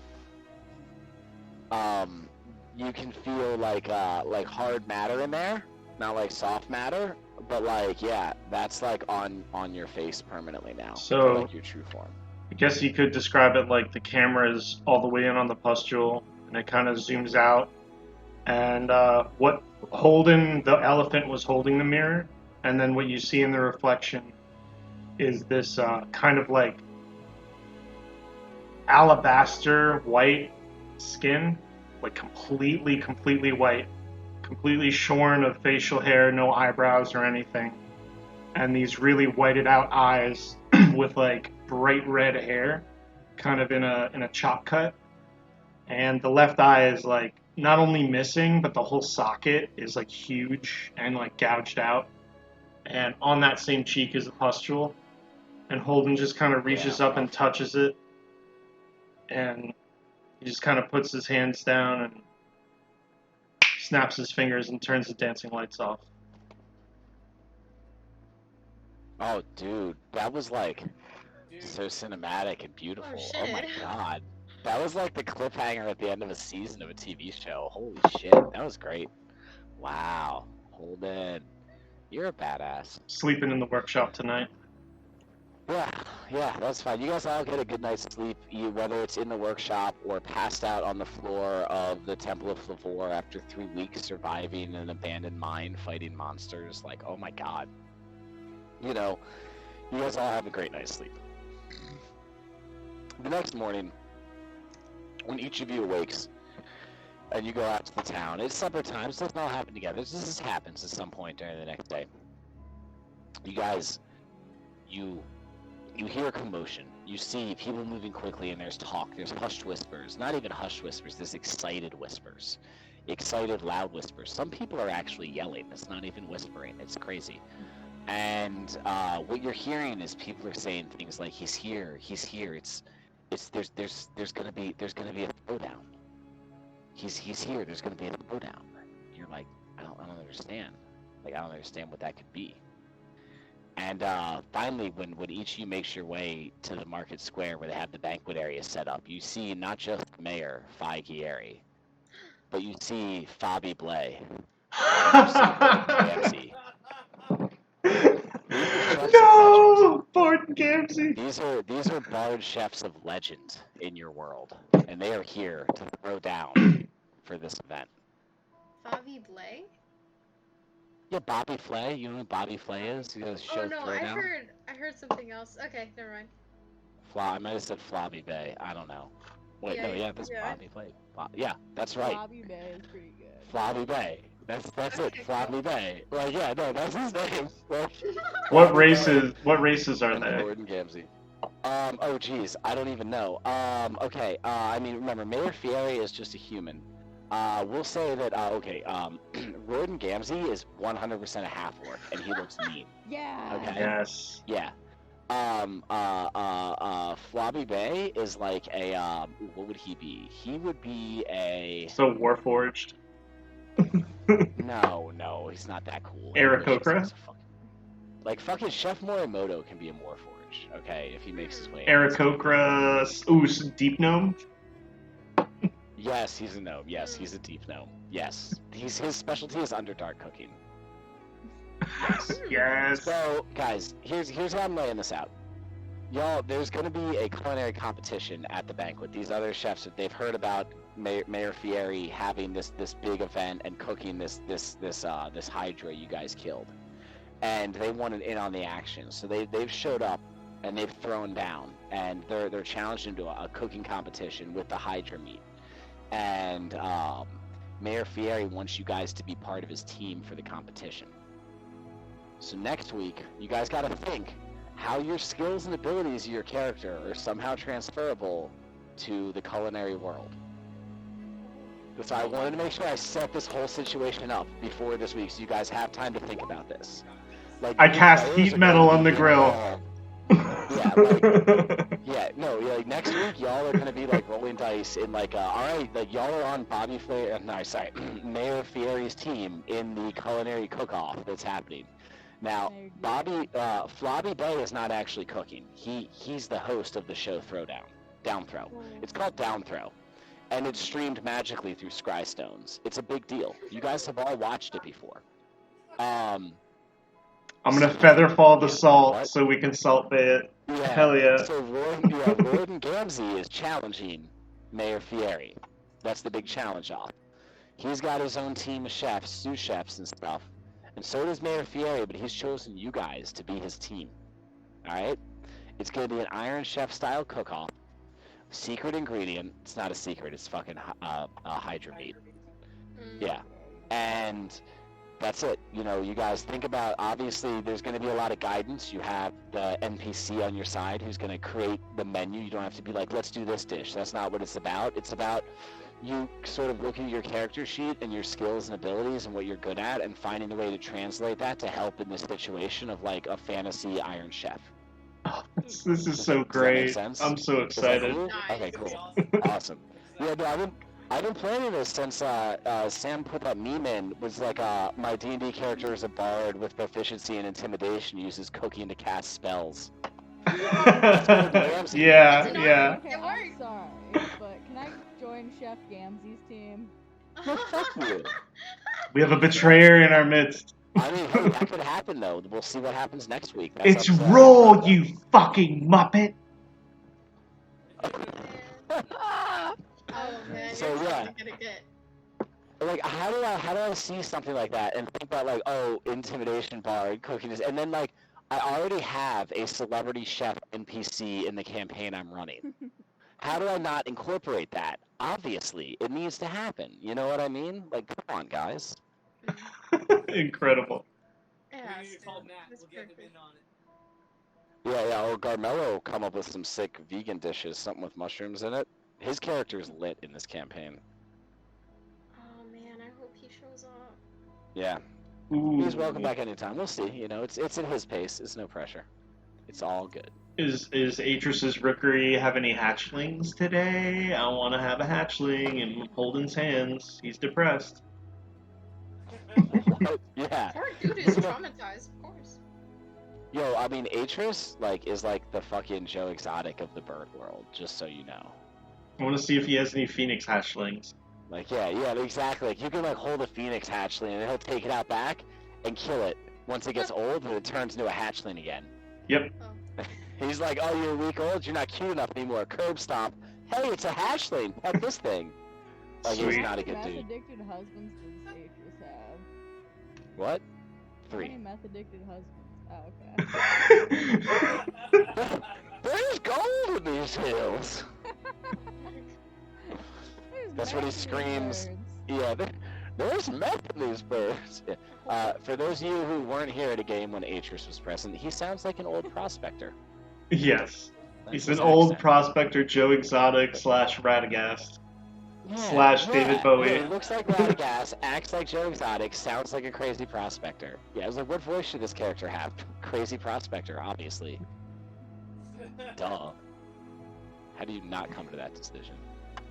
So that's pretty much it, guys. Like I said, I wanted to set up the whole thing for next week because I thought it'd be a really fun, like, sort of side adventure to get you guys thinking. So I want to make sure I set that up. But great job finishing the mine thing. Holden, you earned your firearm.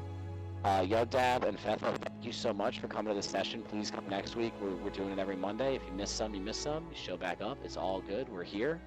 And I'll actually, not next Monday, but the Monday after, there will not be a D&D session. I'm going to be in Colorado visiting my sister. So I won't have access or ability. Yeah, that is That the... is the next coming Monday, though, right? I'm so sorry. Yes, it is. Damn, that is that. Yep, I just looked at the calendar. That's the 16th. So that's actually next Monday is when there won't be a game. Okay. Damn.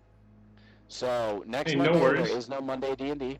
I'll be in Colorado, but the Monday after that we are back on and scheduled. It is, you know, if I'm not gonna do it, you'll know at least a week ahead of time. I won't be canceling last minute on you guys because Well- I obviously, like I said in the past, I respect the fact that you're setting aside time to do this, and I'm not gonna disrespect that. So. I'd like to have input here. If you guys want to play on Monday, I can run a little side module if you guys want. Dude, That'd be you should. cool, yeah. Yeah, it's just if you're available and you still want to play, we can like keep it going. And especially since you guys are just starting the schedule, it'd be good to like stay consistent with it. So if you have the time, we can run something short. You can use the same character, and like it won't affect the real game or anything. Yeah. Cool, perfect. Well, you guys are in the Discord channel now. We communicate in there, whatever you guys want to set up, and awesome. Good game, guys. Good Monday D&D. Dude, very cool session. That portal was crazy. Oh shit, that was awesome. Thanks, man. That was awesome. Originally I was thinking like, oh, it's a hold of the Underdark, and then I was like, that's fucking stupid. Come on, it's gotta be more than that. That's why I'm a big fan of like, because that was my idea last week. If it was gonna be Underdark, if it was gonna be Underdark, it would have had to have been like in the Spider Queen city, like seeing some crazy shit. But even then, it's not as scary as what you put forward. That was nuts.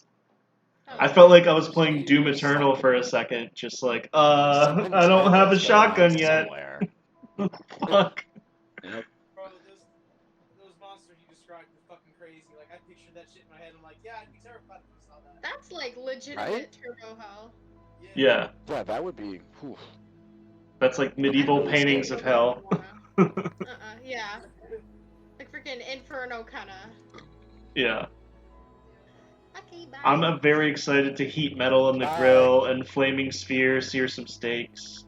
Yo, yes, dude. And if we fuck one up, I'll like lesser restoration a steak to like unburn it. Oh man, this is gonna be cool. Alright, peace out, guys.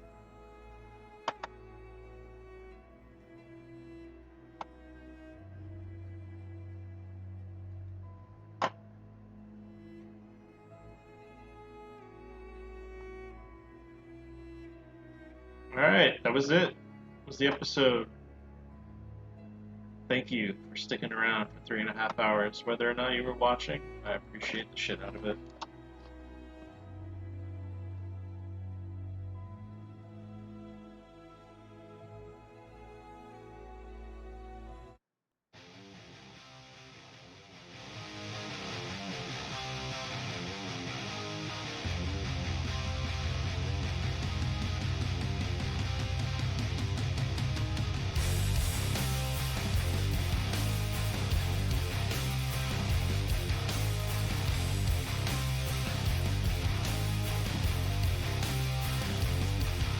The big gun tells you what your life is worth. What do we deserve before we end the earth? If they will try to push you far away,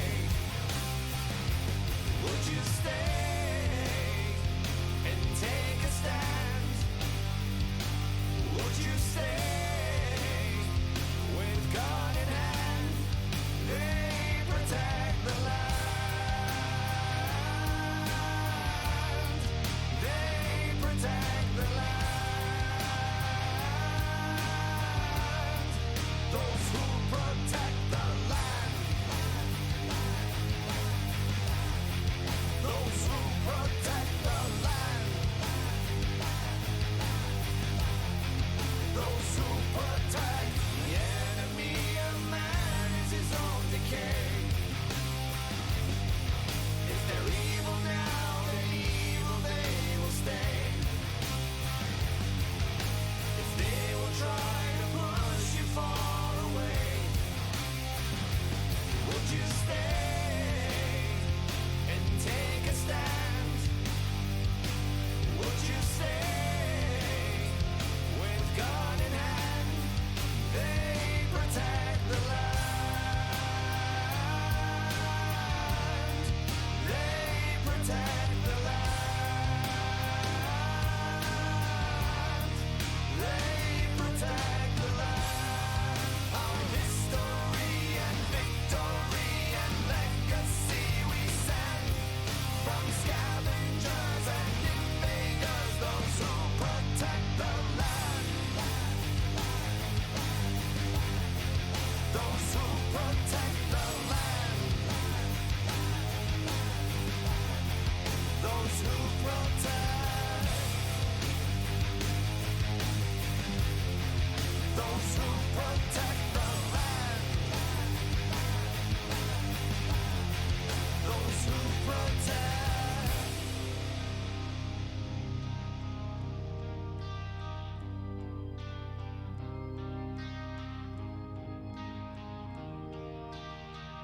Some were forced to foreign lands.